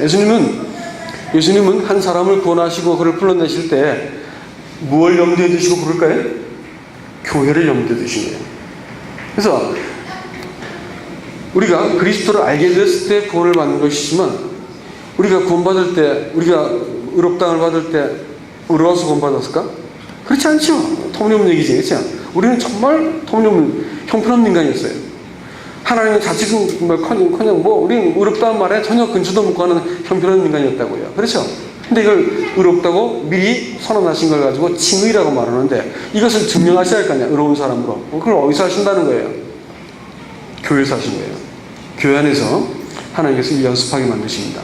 성령은 교회 안에서 그리스도를 주목하게 만들고 형제와 자매들 속에서 이것을 드러나게 만드십니다. 그래서 우리가 그리스도만을 더 의지할 수 있도록 만드는 것이 교회인 것이에요. 또 기가 막힌 것입니다. 교회도 하나님의 비밀이라는 거예요. 유대인들한테는 이게 미스터리였습니다. 왜냐하면 자기네들이 믿고 있는 바 때문에 우리들만 권했어. 나는 거꾸로 매더라도 교회고, 나 거꾸로 매더라도 난 뭐 천국에서 뭐가 될까, 이렇게 이제 생각하고 있는 사람들한테는 교회라는 말이 이해가 안 됐습니다. 그러나 교회라고 하는 그것은 하나님의 가슴 속에서 창세로부터 품었던 사람과 하나님이 맺는 관계, 그 무리를 하나님께서 요구하셨는데 그 무리가 바로 교회가 되는 것이지요. 그래서 이 교회 안에서 그리스도가 가장 온전하게 드러나는 것이다 라는 것입니다. 그래서 예수님께서 너는 베드로라 이렇게 불렀을 때 그 이유가, 그 목적이 하나님이 구원을 이렇게 위해서, 교회를 위해서 그를 구원하셨다는 것을 우리에게 말씀하고 있고, 또 한 가지는 이 사람 이름이 뭐였어야 되나? 시몬이었어요. 시몬이라는 뜻이 뭘까요? 갈대입니다. 이리 자빠지고 저리 자빠지고, 상황 따라, 감정 따라, 기분 따라, 이해 따라, 사람 따라, 이리 갔다 저리 갔다는 것이 시몬입니다. 이 사람 가지고는 안 돼. 이 사람 가지고는 안 되고, 한 사람을 하나님께서 새로 창조하실 때 하나님이 바라보시는 사람이 있습니다. 그래서 바울도 그랬고 아브라함도 그랬고, 하나님이 한 사람을 구원하실 때 아들을 투영해서 바라보고 있는 한 세 사람이 있습니다. 그래서 야곱을 부를 때도 그가 이스라엘이라는 이름을 딱 붙이고 나서 하나님이 그 생애를 완전히 길을 전환시켜버리죠. 아브라함이라는 이름을 붙이고 나서 그 약속을 실현하십니다. 새 이름을 부르시는 것은 요한계시록에서 이기는 자들에 대한 그 고칭도 내가 너에게 새 이름을 준다 이렇게 말했어요. 이건 뭘 얘기하냐면 사람 안에 두 본성이 있다고 하는 얘기입니다. 두 본성이요. 한 본성이 있다고 말하는 사람들은 거짓말쟁이입니다. 또 위트 어쩌고 하는 그 친구들입니다. 사람한테는 분명히 두 본성이 있어요. 그렇죠? 그래 아니에요? 잘 모르겠어요? 알죠? 두 본성이 있죠? 하나는 뭐예요? 옛사람의 본성이 있죠. 그렇죠? 그래가지고 다른 말로 육신이라고 부르고 죄의 본성이라고 말하고 죄성 이렇게 말하기도 하죠. 그러니까 이 얘기를 다시 해보면 뭐냐면 옛사람이 갖고 있었던 본성이다. 육신이라고. 육신이라는 것은 하나님이 쏙 빠져나간 상태를 육신이라고 부릅니다. 창세기 6장에서 볼 것 같으면 하나님이 사람에게서 떠나고 나시니까 사람이 육체가 됨이라, 똑같은 플래시가 나왔습니다. 육신이 되었다. 육신이 되고 나왔더니 그 상태, 하나님이 쏙 빠진 상태를 뭐라 부른다고요? 육신이라고 부르는 거예요. 그러니까 이걸 가지고 죄성 이렇게 부르기도 하고 옛사람의 본성 이렇게 말하기도 합니다. 이것이 분명히 현존하는 거예요. 이게 죽었다고 말하는 사람들은 이단입니까? 무조건 도망가세요. 죽지 않습니다. 죽을 때까지. 또 하나는 뭐예요? 구원받을 때 뭐가 만들어질까요? 새 사람의 본성이 있습니다. 아시겠죠? 두 본성이 있어요. 예? 그래서 이 두 본성이 존재하는데 구원받기 전에는 본성이 하나밖에 없습니다. 뭘까요? 옛사람이니까 옛 본성밖에 없었겠죠. 구원받고 나면 어떻게 돼요? 복잡해집니다. 옛사람이 죽었을까 안 죽었을까? 안 죽었어요. 죽었을까 안 죽었을까? 죽었어요. 그럼 어떻게 답이에요? 옛사람이 죽어서 안 죽었어? 잘 모르겠어요? 네? 죽었잖아. 옛사람이 그리스도함께 십자가에 못 박힌 것은 그렇잖아요. 옛사람은 죽었습니다. 제발 뒤지지 마십시오. 제가 죽었다니까. 죽었습니다. 이것은 느낄 부분일까요? 아니면 사실일까요? 사실입니다. 이것은 하늘이 두 쪽이라도 바뀌지 않는 사실. 옛사람은 죽은 것을 믿으십시오. 그리스도가 나를 끌어안고 죽으셨어요. 아시겠죠? 그리고 일어나셔가지고 우리 함께 일어나셔가지고 우리를 새 사람으로 지으셨습니다. 그러니까 우리는 지금 뭐가 됐어요? 옛사람이요, 새 사람이요. 죄송 구원받은 사람은 보라 이전 것은 지나가니 새 것이 되었다. 새 피조물이 새 사람인 거예요. 새 사람한테 인격이 있을까요? 물론이죠. 그걸 새 사람의 본성이다 이렇게 말해요. 새 본성입니다. 그렇죠? 옛 본성과 새 본성이 있습니다. 분명히 존재하고 있는데 이제 옛 본성이라고 하는 그것은 근거가 있는 걸까요? 없는 걸까요? 사실은 옛사람이 죽었기 때문에 나한테 권리가 없는 겁니다. 그러니까 우리의 실체는 새 사람이지만 본성은 두 개가 있습니다. 아시겠죠? 이건 이제 제가 이해를 돕기 위해서 말씀드린 거예요. 본성은 몇 개라고요? 두 개예요. 실체는요? 하나만 있는 겁니다. 그러니까 우리는 늘 새 사람이에요. 내가 죄를 지면 옛사람으로 돌아갈까요? 그런 일은 없습니다. 자빠져도 산 위에서 자빠진 거예요. 나는 올라가고 있는 중이란 말이에요. 예? 그러니까 자빠져도 하나님 나라에 있는 겁니다. 내가 자빠지고 나면 저쪽 나라로 출장 가는 게 아니란 말이에요. 그러니까 나는 넘어져도 새 사람으로서 사고를 친 거예요. 그래서 이 새 본성이 있고 새 본성이 있고 옛 본성이 있는데 이 옛 본성이 우세한 걸 가지고 뭐라 부르냐면 겉사람 이렇게 말합니다. 겉사람이 우세하다 하면 옛 본성을 따라 주로 행동한다는 뜻이고요. 이 속사람이라면 뭔지 알겠죠? 내가 새 본성을 근거해서 하는 바울의 기도가 우리 속사람을 강건케 하옵시고라고 하는 기도는 이것을 염두에 두고 하고 있는 기도입니다. 아시겠죠? 그래서 이 너는 베드로라고 말할 때 예수님께서 잘 보면 베드로야 불렀을 때는 영적 의미를 신분을 얘기할 때는 언제나 베드로야 불렀습니다. 이게 뒤에 볼 것 같으면. 그 다음에 이 베드로의 어떤 세속적인 직업이라든지 사고를 쳤을 때라든지 할 때는 시몬아라 불렀습니다. 한번 보세요. 재밌습니다. 반드시 그렇게 되어 있어요. 그러니까 이제 예수님은 사람을 우리를 구원하시는 방식이 이 새 본성 안으로 새 신분 안으로 사람을 끌어들여서 사람으로 하여금 새 신분 거기에 발을 딱 딛고 새 신분으로 새 사람으로 행동하게 만드는 것이 신앙생활이지 옛사람 자꾸 죽이려고 하는 것은 쓸데없는 싸움하고 있는 거예요. 백병전 고지 내버려 두고 내려와서 칼 가지고 찔렀다 뺐다 그러고 있는 거예요. 바보짓 하는 것이죠. 자기를 죽이려는 것은 그런 것입니다. 나를 죽여야 된다고 십자가에 죽어야 된다는 사람 여러분 정당하지 않은 얘기예요. 정당하지 않은 얘기예요. 절대 안 죽어요. 이렇게 해가지고 절대 안 죽어요. 절대 안 죽습니다. 나 죽어야지. 근데 안 죽어. 안 죽어. 근데 간단하게 문제가 풀어지는 방법이 있습니다. 그럼 내가 그리스도 안에 있다고 하는 내가 속한 새 신분을 딱 이해하면 내가 믿음으로 서 있는 이 은혜에 들어가게 하셨다는 걸 로마서 5장 1절 2절에 나오는데 믿음으로 서 있는 이 자리에 들어가겠다. 믿음으로 서 있는. 그 자리 위에서 내가 나를 보니까 내가 나한테 이렇게 밀물같이 쏟아져 들어오는 이 감정, 환경, 두려움, 문제들이 내가 정리할 수 있는 힘을 딱 얻는 거예요. 왜요? 내가 서 있는 것이 어디예요? 믿음으로 서 있는 새 신분이잖아요. 새 신분. 그렇죠? 새 신분이라고 새 사람이라고 말이에요. 넘어져도 깨어져도 나는 뭐예요? 새 사람이에요. 새 사람. 아시겠어요? 새 사람이기 때문에 별일을 다 겪어도 나는 새 사람입니다. 그래서 베드로야라고 불렀을 때는 굉장히 중요한 의미가 생긴 거예요. 시몬은 천명 빈명 갖다는 안 되지만 베드로라면 되겠다는 거예요. 베드로라는 말이 반석에서 떨어져 나온 작은 돌이라는 뜻입니다. 그리스도 안에서 나온 사람이에요. 사실 그게. 그러니까 우리가 그리스도께서 나를 바라보시는 그 사람으로 내가 처신하기 시작할 때부터 하나님이 내가 고백한 그리스도 앞에서 그리스도 위에다가 교회를 지어 나가시는 것이고 나는 이미 그리스도의 한 지체가 되어서 몸된 교회를 섬기고 있는 사람이 되는 거고 아니면요 자기 인정해 주지 않는다고 목리 부리고 뭐 일하는데 사람들이 단 따랐다고 짜증 부리고 뭐 했는데 사람들한테 뭐 이렇게 하든지 막 보여줘야 되고 이런 불편한 일 자꾸 하는 건 왠지 아세요? 다른 데 이유가 있는 게 아닙니다. 그건 옛사람에 갖고 있는 아주 전형적인 티피컬한 본성입니다. 새 사람은 그렇게 할 필요가 없습니다. 근데 내가 그리스도께서 내게 주신 분량만큼 그리스도가 드러날 때 내가 기쁜지 내 이름이 드러날 때 기쁜지 언제 신경이 나고 화가 나고 막 내가 가는지 내 이름이 손상당할 때 내가 무시당할 때 화가 나는지 그리스도 이름이 손상당할 때 화가 나는지 잘 생각해 보시기 바랍니다. 언제요 도대체? 중요한 얘기하고 있습니다. 지금 우리가 새 사람으로 행해야 될 것을 알게 하시는 것입니다. 베드로야라고 불렀을 때 그것은 중요한 메시지가 있습니다. 너는 베드로라.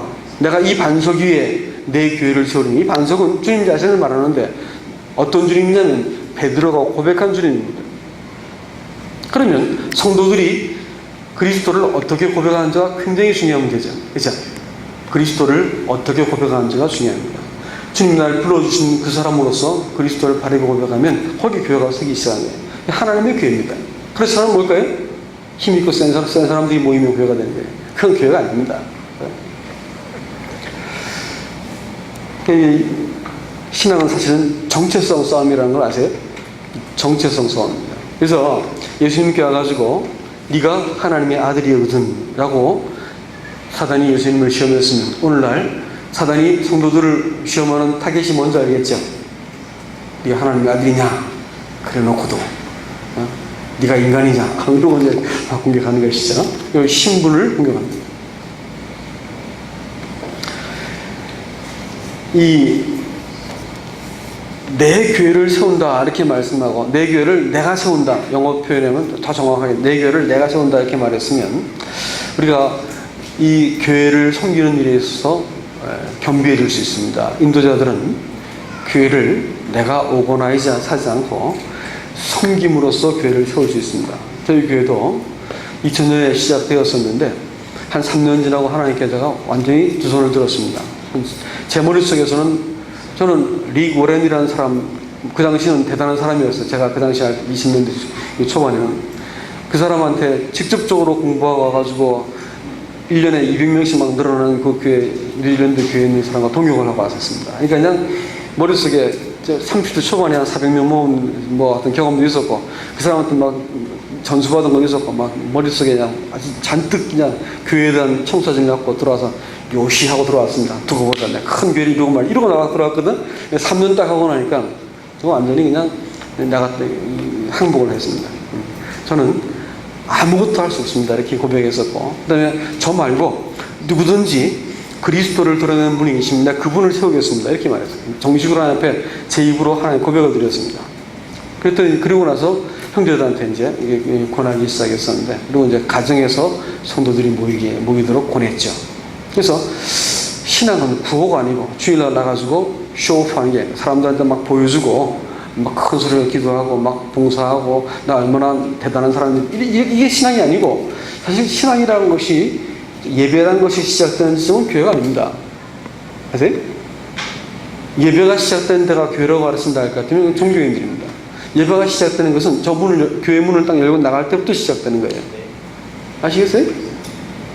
우리가 만나는 현장에서 내 몸을 요구하신 것을 예배란 단어를 쓰셨지 절대로 이 노래 불러대고 뭐 이렇게 말씀 듣고 이건 예배란 말을 성경에서 그런 말을 예배라고 하는 것을 저한테 알려줘 보세요. 그런 말 없어요. 떡을 떼기 위해서 모였다는 말은 있지만 그걸 예배라고 정의하지 않았단 말이에요. 예배라고 정의한 것은 뭘까요? 네 몸을 드려라 이게. 네 몸을 드려라 이게. 산제사로 드려라 이게. 그럼 그것도 예배한다고 썼기 때문에 저 문을 열고 들어가서 시작하는 거고 주일날 집에 들어가서 누워서 리모컨은 나의 목자신 해가지고 그냥 아유 막 그래가지고 뭐 아들들이 막 보고 싶어요 이러면서 막 자기가 보는 거야. 그래가지고 그야말로 횡포를 부리는 거예요. 교회 집에 들어가서 아버지가 교회 성도에 거룩한 아버지가 어떻게 될까요? 그건 예배드린 적이 없는 사람들입니다. 자, 그러니까 신앙이라고 하는 것은 교회 안에서 일어나는 게 아니고 그 바깥에부터 시작해요. 내가 만나는 현실 속에서 내가 그리스도 앞에서 어떻게 처신하고 사는가라는 것을 예배라고 말하는 것이거든요. 그죠? 그렇기 때문에 이 가정에서 모여봅시다. 우리가 가정에서 모이면서 내가 말하는 것하고 내 삶이 일치해야만 주님 우리를 사용하실 것 같습니다. 그런 분이 있으면 내가 그분 세우겠습니다. 가정에서 모이겠어요. 그랬더니 사람들이 딱 갈라지기 시작합니다. 목소리 크고 한끗하고 은산이 뭐네 해가지고 교회에서 목소리 큰 사람들은 썰물같이 쫙 펴져 버립니다. 그리고 그렇게 두드러지지 않았던 사람들이 일어나기 시작합니다. 그리고 그분들이 리더십을 행사하기 시작합니다.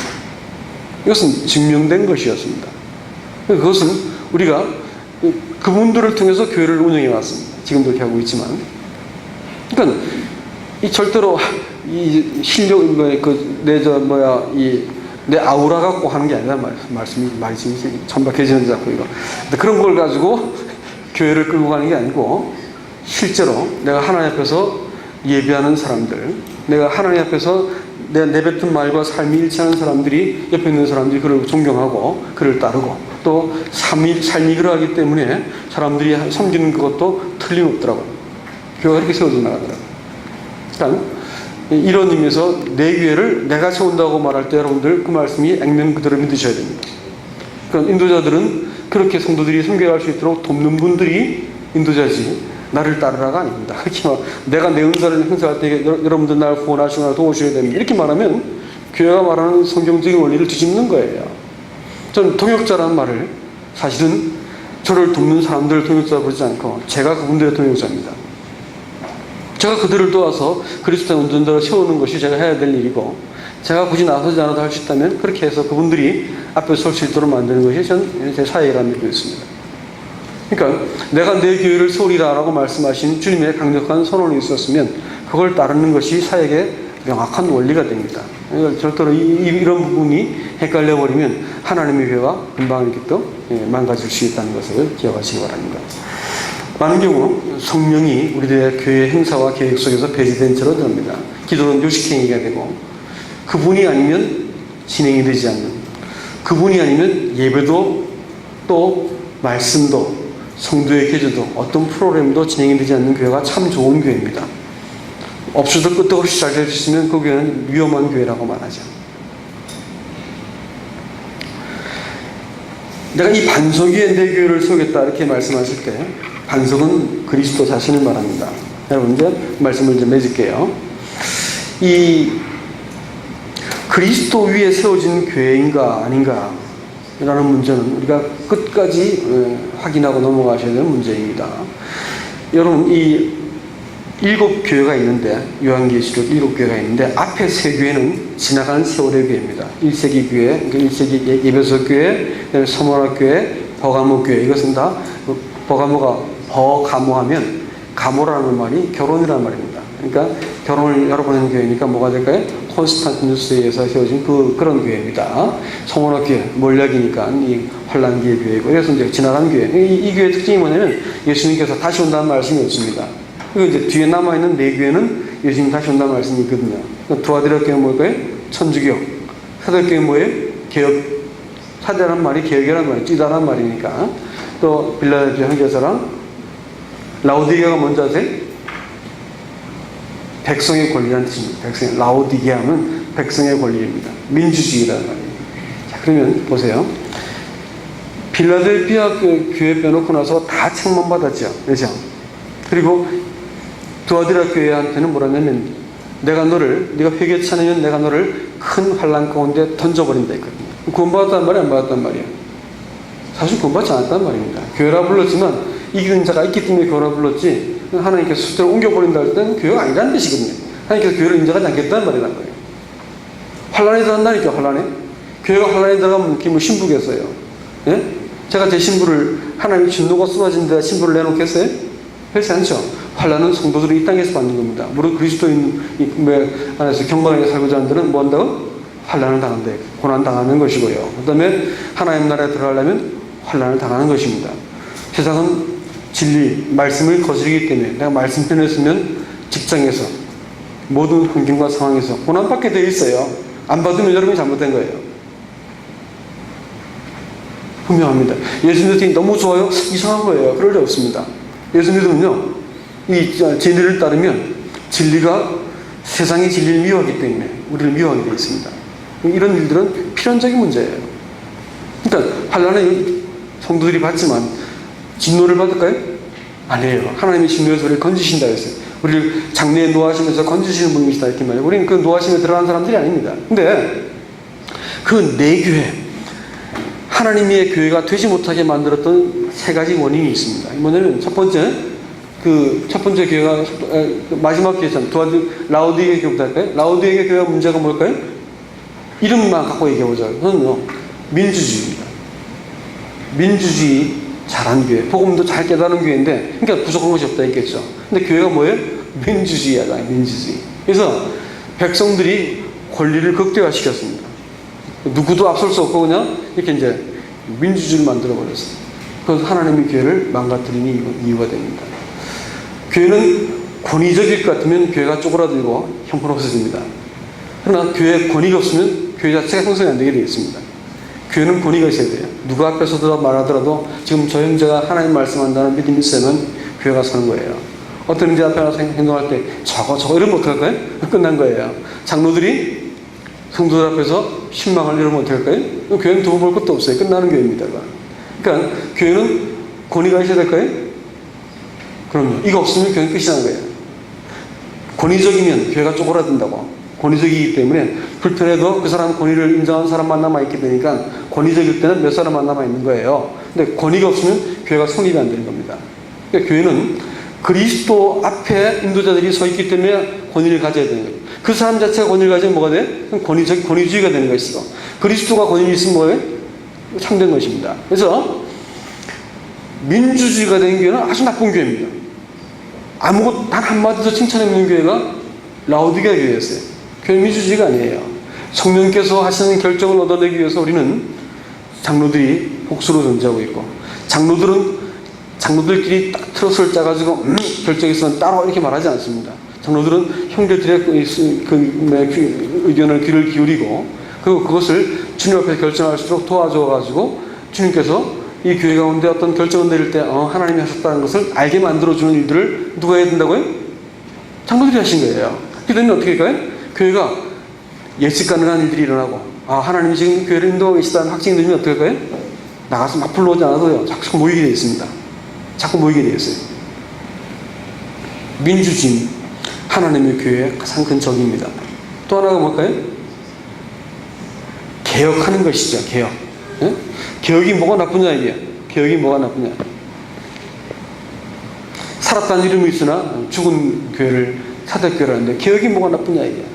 근데 사실 신학이라는 것은 사람의 분발로 되는 걸까요? 하나님이 주신 걸까요? 우리 신앙의 근거는 하나님이 공급한 것으로 우리가 사는 것입니다. 예? 내가 분발한 것으로 하나님께 나가는 것이 아니고, 사실은 엄격히 말하면 하나님이 주신 것에 대한 반응을 보인 것이 예배이기도 해요. 주일날 예배 인상을 쓰면서 기억을 내서 하나님 사랑을 기억해내가지고 하나님께 예배를 드립니다. 심정은 이해가 됩니다. 하나님께 예배를 드립니다. 이해는데, 심정은 이해가 되는데, 사실은 예배는 그런 게 아닙니다. 예배를 드린다 이렇게 말할 때 그것은 우리 삶 속에서 나 자신을 드린다 할 때 드린다는 말은 아주 사랑스럽고 고상한 얘기지만, 주일날 와서 예배를 드립니다 그래가지고 막 하는 것은 혹시 이건 제 개인적인 표현이니까 여러분들이 그냥 듣고 알아서 들으세요. 제가 무슨 떡같이 말해도 찰떡같이 알아들으세요. 예? 자, 예배를 드리는 문제인가? 아니면 하나님이 아들을 통해서 주신 은혜, 약속, 소망, 축복, 그 안에 그 만찬속에 포함되어 있는 그 무궁무진한 그리스도의 부요함들을 내가 기억해낼 때 마음속에서 감사가 떠오르고, 하나님의 그 엄청난 하나님 자신을 생각할 때 마음속에 경배가 떠오르고, 그래서 하나님 주신 것에 대한 내 반응을 보이는 것이 예배가 될 것 같습니까? 아니면 내가 쥐어짜가지고 막 바들바들 떠가지고 얼굴도 못 뜨고 주여 그래가지고 이거 같습니까? 어떤 것 같아? 그러네. 그렇죠? 이제 하나님이 누군지 알게 되어지고 베풀어준 것에 대한 반응을 보이는 게 예배라고 말하는 게 맞습니다. 오히려. 그럴 때 예배가 추도식이 아니고 축제가 되는 거고 마음속에 기쁨이 되는 거예요. 감사합니다. 말 한마디 감사해도 마음속에 쫙 공감이 흐르는 것이죠. 그러니까 감사를 드린다는 말은 그래서 귀한 말이기도 해요. 근데 그것은 하나님이 어떠하신 분인지를 알게 되어졌을 때 내 속에 일어나는 반응은 훌륭한 일. 이렇게 해서 우리가 신앙이 이루어지는 것이고, 그 다음에 내가 주님께 대한 봉사도 그렇습니다. 봉사도 내 마음이 내켜야 한다는 말이 그런 말 하자는 게 아닙니다. 그렇지만 봉사도 하나님이 어떤 분인지 알 때 내가 이렇게 한 것이 마땅합니다라는 마음이 생기게 되겠습니다. 마땅합니다. 그래서 내가 지금 힘들지만 내가 섬기는 것이 마땅합니다라는 마음이 생기게 되면 그 봉사가 안정적이게 되는 것입니다. 기분 내킬 때마다 하고 안 내키면 안 한다. 뭘까요? 자기로부터 올라온 걸 가지고 하는 것이기 때문에 늘 불완전한 것이죠. 그러나 하나님이 어떤 분인지 알게 될 때 좀 마땅합니다. 내가 힘들어도 해야 되겠고, 지금 내가 가진 것이 없으면 제가 자신을 드리겠습니다. 주님께서 저를 돌보실 거 알기 때문에 이렇게 할 수 있는 거예요. 믿으면 사람은 돈을 가지고 있는 사람이 아닌 게 아니더라고요. 돈이 없어도 하나님이기 때문에 하나님 하실 거지 믿습니다. 내가 일을 진행하는 사람들을 봤습니다. 믿는 사람인 분들이죠. 이렇게 이제 그 하나님이 어떤 분인지 알게 되었을 때 사랑이 나타나는 반응, 이것이 신앙의 내용이 되는 것이지, 내가 무엇인가 분발하고 개혁해서 신앙을 붙들려고 하는 것은 사실은 교회의 영적인 흐름을 혼탁하게 만드는 것입니다. 그건 사람이 드러나서 무엇인가를 조종하려고 하기 때문에 그런 것이죠. 또 뭘까요? 또 하나가 뭘까요? 두아디라 교회입니다. 두아디라 교회의 특징이 뭘까요? 선행이었습니다. 네 선행을 칭찬한다 했어요. 그러니까 그 선행 때문에 이 선행 그것이 그 사람들의 그걸 바꾸지 못했습니다. 운명을. 선행 아무리 좋은 것이지만 그것은 주님 자신과 대체할 수 없는 것이에요. 많은 사람들이 이걸 혼돈하시는데, 사실 교회 안에서 정말로 중요한 문제는 주님 자신입니다. 말씀을 이제 정리해 보겠습니다. 여러분, 내가 이 반석 위에 내 교회를 세우리니라고 하신 그 말씀은 주님이 머리가 되겠다, 또 주인이 되겠다, 근거가 되겠다라고 하신 말씀입니다. 그러니까 주님이 머리가 되면 우리는 뭐가 될까요? 몸이 되겠지요. 그렇죠? 그렇죠.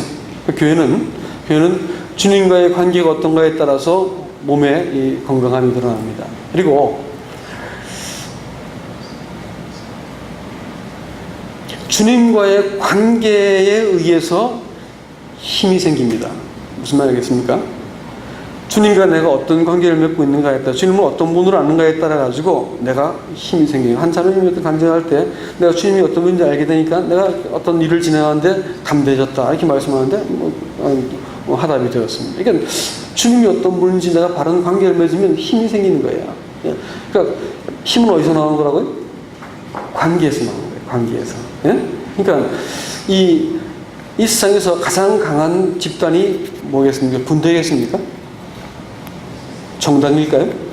그렇지 않습니다. 그런 것들은 다 없어지고 국가적으로 사라져버려도 없어지지 않는 게 있습니다. 뭘까요? 가족이라고 불러요. 가족. 그렇죠? 가족은요, 아버지가 힘이 세기 때문에 자식들이 숨길까요? 돈 잘 벌기 때문에 아버지를 사랑해요? 그렇지 않죠? 자식이 못나기 때문에 미워하고 잘났기 때문에 사랑하나요? 그렇지 않습니다. 왜 그럴까요? 가족은요, 자기 자신이라는 얘기이기 때문에 분신으로 생각하는 것입니다. 이 때문에 가족에 대해서는 뭐가 생길까요?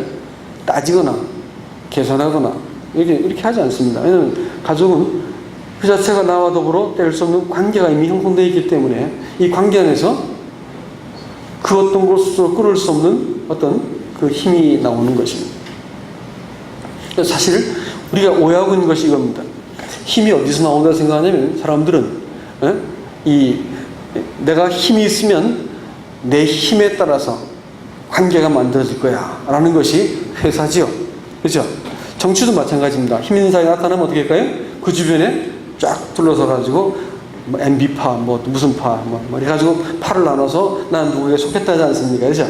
이게 뭐냐면 힘 있는 사람 중심으로 만들어진 관계는 이보다 힘이 더 센 사람이 나타나면 어떻게 할까요? 후루룩 가버려요. 그렇죠? 이 사람이 힘이 약해지면 어떻게 할까요? 흩어져 버린 거예요. 밑에 사람이 힘이 더 세지면요, 잡아먹어버리자. 전복시킨 거예요. 그죠? 그래서 이기고 지고 하는 것입니다. 이걸 가지고 힘의 관계라 해요. 힘의 관계. 힘의 관계. 힘의 관계는 사실은 사단이 하나님에 대해서 부었던 관계입니다. 세상의 원리는 뭘까요? 철저하게 힘의 관계입니다. 지옥의 원리죠. 근데 이것이 교회에 들어온 거야. 그래서 교회에 나 외에 누가 나를 이겨먹을 것인가? 누가 내 권위를 복종하지 않아? 이래가지고 지배하기 시작해요. 그래서 안 되면 쫓아내기도 하고, 실력 행사하기 시작해요. 힘의 관계. 이렇게 되면 교회가 어떻게 할까요? 겉으로 볼 때 근사해도 뭐가 될까요? 하나님의 교회가 아닐 수 있는 것입니다. 제가 뉴질랜드에서 장로들 컨퍼런스에 참석해가지고 교제를 했습니다. 장로 컨퍼런스에 참석했는데 그 장로들 컨퍼런스에 그 강사가 이제 뭐 얘기를 하는데 제가 마음속에 품고 있는 의문이 있어서 질의응답 시간에 물어보길래 이제 질문할 건 말하셔야 돼. 내가 좀 주제가 틀린데 질문을 되겠습니까? 하라 얘기야. 나는 이제 한국에서 왔는데 보니까 여기 지난 해에는 이게 브래드린 처치 가스플 채플로서 했더니 이번 해는 이렇게 커뮤니티 처치로 바뀌었는데 이게 웬일입니까? 그 다음에 보면 다시 또 가스플 홀로 바뀌더라고요. 바이블 채플로 바뀌더라고요. 그래서 이게 웬일입니까? 이렇게 물었습니다. 그랬더니 제가 이제 물으면서 도대체 브래드린 처치, 하나님의 교회로 구분할 수 있는 근거가 뭐요? 이렇게 물었습니다. 그랬더니 그 앞에 있는 패널기 주거리 버컨이 얘기하더니 두 가지입니다. 한 가지가 뭡니까? 뭐냐 했더니 그것은 커뮤니언입니다. 만찬을 중심으로 예배를 드리는 좀 모임이라고 봅니다. 또 하나는 그 교회가 플로럴 리더십이 있어야 됩니다. 복수의 리더십이 존재하는 하나님의 교회로 봅니다. 일반 교회는 그게 안 됩니다. 이게 절대로 복수의 리더십을 허용하지도 않고 그걸 인정하지 않죠. 1인 목회가 되어야 되기 때문에 절대 인정하지 않습니다. 그러나 하나님의 교회는 그리스도가 머리라는 걸 증명하기 위해서 서로가 서로에 대해서 낮출 줄 알고 그리스도가 누구신지를 그리스도께서 하신 말씀과 그 뜻을 받들기 위해서 복수 리더십을 반드시 유지해야 된다는 거예요. 근데 제가 한국에 와서 봤더니 한국 교회는 복수 리더십을 하지 않고 있는 거예요. 모임이라고 그러는데 안 하고 있더라고요. 제가 처음 볼 때 굉장히 이상했던 게 바로 그 점이었습니다. 뭐 쓰고 뭐 다 하는데 그걸 안 하는 거예요. 교회가 혼자 안 되면 막 머리 터지게 싸우고 갈라지고 이러고 있는 거예요. 교회가 복수 리더십이 안 돼 있었습니다. 이게 저한테 굉장히 충격이었고 저는 그렇게 하지 않으리라 생각해가지고 교회를 이렇게 생겼습니다. 교회가 이와 같이 이 복수의 리더십이 서야 되는 것이고요. 그 다음에 또 아까 말씀드린 것처럼 힘의 관계가 만들어지지 않기 위해서 복수의 리더십이 필요합니다. 사실 교회의 힘은 어디서 나오냐면 관계에서 나옵니다. 힘의 관계냐 관계의 힘이냐라는 문제입니다. 말이 헷갈리지 않길 바랍니다. 많은 사람들은 힘의 관계를 요구하기 때문에 How great I am. 내 은사 좀 봐. 이놈들아 나를 순종해야지. 이렇게. 내가 언제나 얼마나 오래 믿었는데 그래가지고 나를 순종하니 하면서 막 야단을 치기도 하고 그래가지고 자기가 대단한 사람인 걸 자꾸 말하려고 드는 거예요. 왜 그럴까요?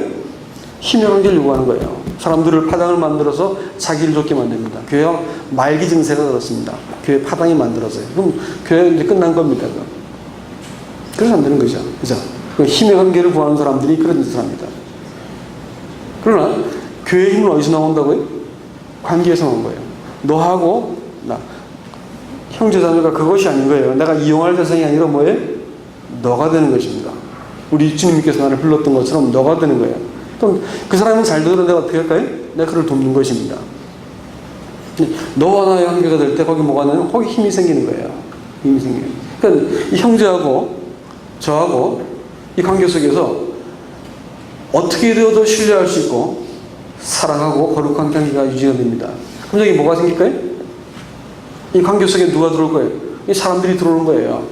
그물코와 그물코 사이에 공간이 있지 않습니까? 그렇죠? 그물코 아시죠? 그물코. 그물을 이렇게 엮어서 이렇게 코를 만들잖아요. 엮으면 쭉 코가 만들어지는데 그물코와 그물코 사이 그 공간에 뭐가 생긴 거예요? 허기 고기가 잡히는 거예요. 그렇죠? 그것처럼 교회가 성도와 성도와의 관계가 진실하고 거룩하고 사랑하면 거기 가만히 두어도 영혼들이 자꾸 들어와 거기 거하게 됩니다. 그 관계, 그 사랑, 그 거룩, 그 온전함 속에 나도 거할 수 있겠습니까? 그러면 사람들이 모이기 시작하시죠. 그래서 하나님이 이 반석 위에 내 교회를 세운다는 말씀을 절대 넘어가지 않길 바랍니다. 하나님이 세우도록 허락하세요. 릴리스 하시라고요. 여러분들 뒤로 물러가시고 릴리스 하시랍니다. 그분이 제 기억에 강사의 표현이 릴리스라는 표현 아직까지 기억합니다. 사람들을 놔줘라. 네가 조종하지 들지 말고 놔줘라. 이게. 그분들이 하나님 생길 수 있도록 도와라. 단지 릴리스 해줘라. 이렇게 말하는데 그것이 거기만 30년 가까이 됐는데 그 머릿속에 남아있습니다. 릴리스 해라. 하나님 교회 가운데 이 반석 위에 내 교회를 세우겠다 이렇게 말했으면 우리가 해야 될 일이 뭘까요? 우리가 할 수 있는 그것은 이 관계를 유지하고 붙드는 것입니다. 하나님하고 관계를 거룩하고 또 하나님 앞에서 거룩한 우정, 거룩한 도리를 내가 이 관계를 만들어낼 때 예배가 조금 아주 명징해집니다. 그 예배가 명징해지면 딴 거 다 실패해도 예배만 명징해지면 사람들이 다 살아나게 되어 있습니다. 뭐 근사한 설교한다고 사람이 사는 줄 아세요? 그렇지 않습니다. 예배만 살아있으면 교회는 절대 어렵지 않습니다. 하나님과 관계를 위해서 엎드리셔야 되는 거고요. 성도와 성도의 관계를 위해서 좀 엎드리셔야 되고 모름지기 주를 본 사람들은 이 관계를 살려내기 위해서 내가 손해를 보고 내가 좀 무시를 당하고 내가 구진을 당한 것을 기꺼이 하시는 분들이 몇 사람만 계시면 교회에 소망이 있습니다. 근데 그 몇 사람이 없으면 교회가 망가지는 겁니다. 몇 사람만 있으면 돼. 많이도 필요 없고요.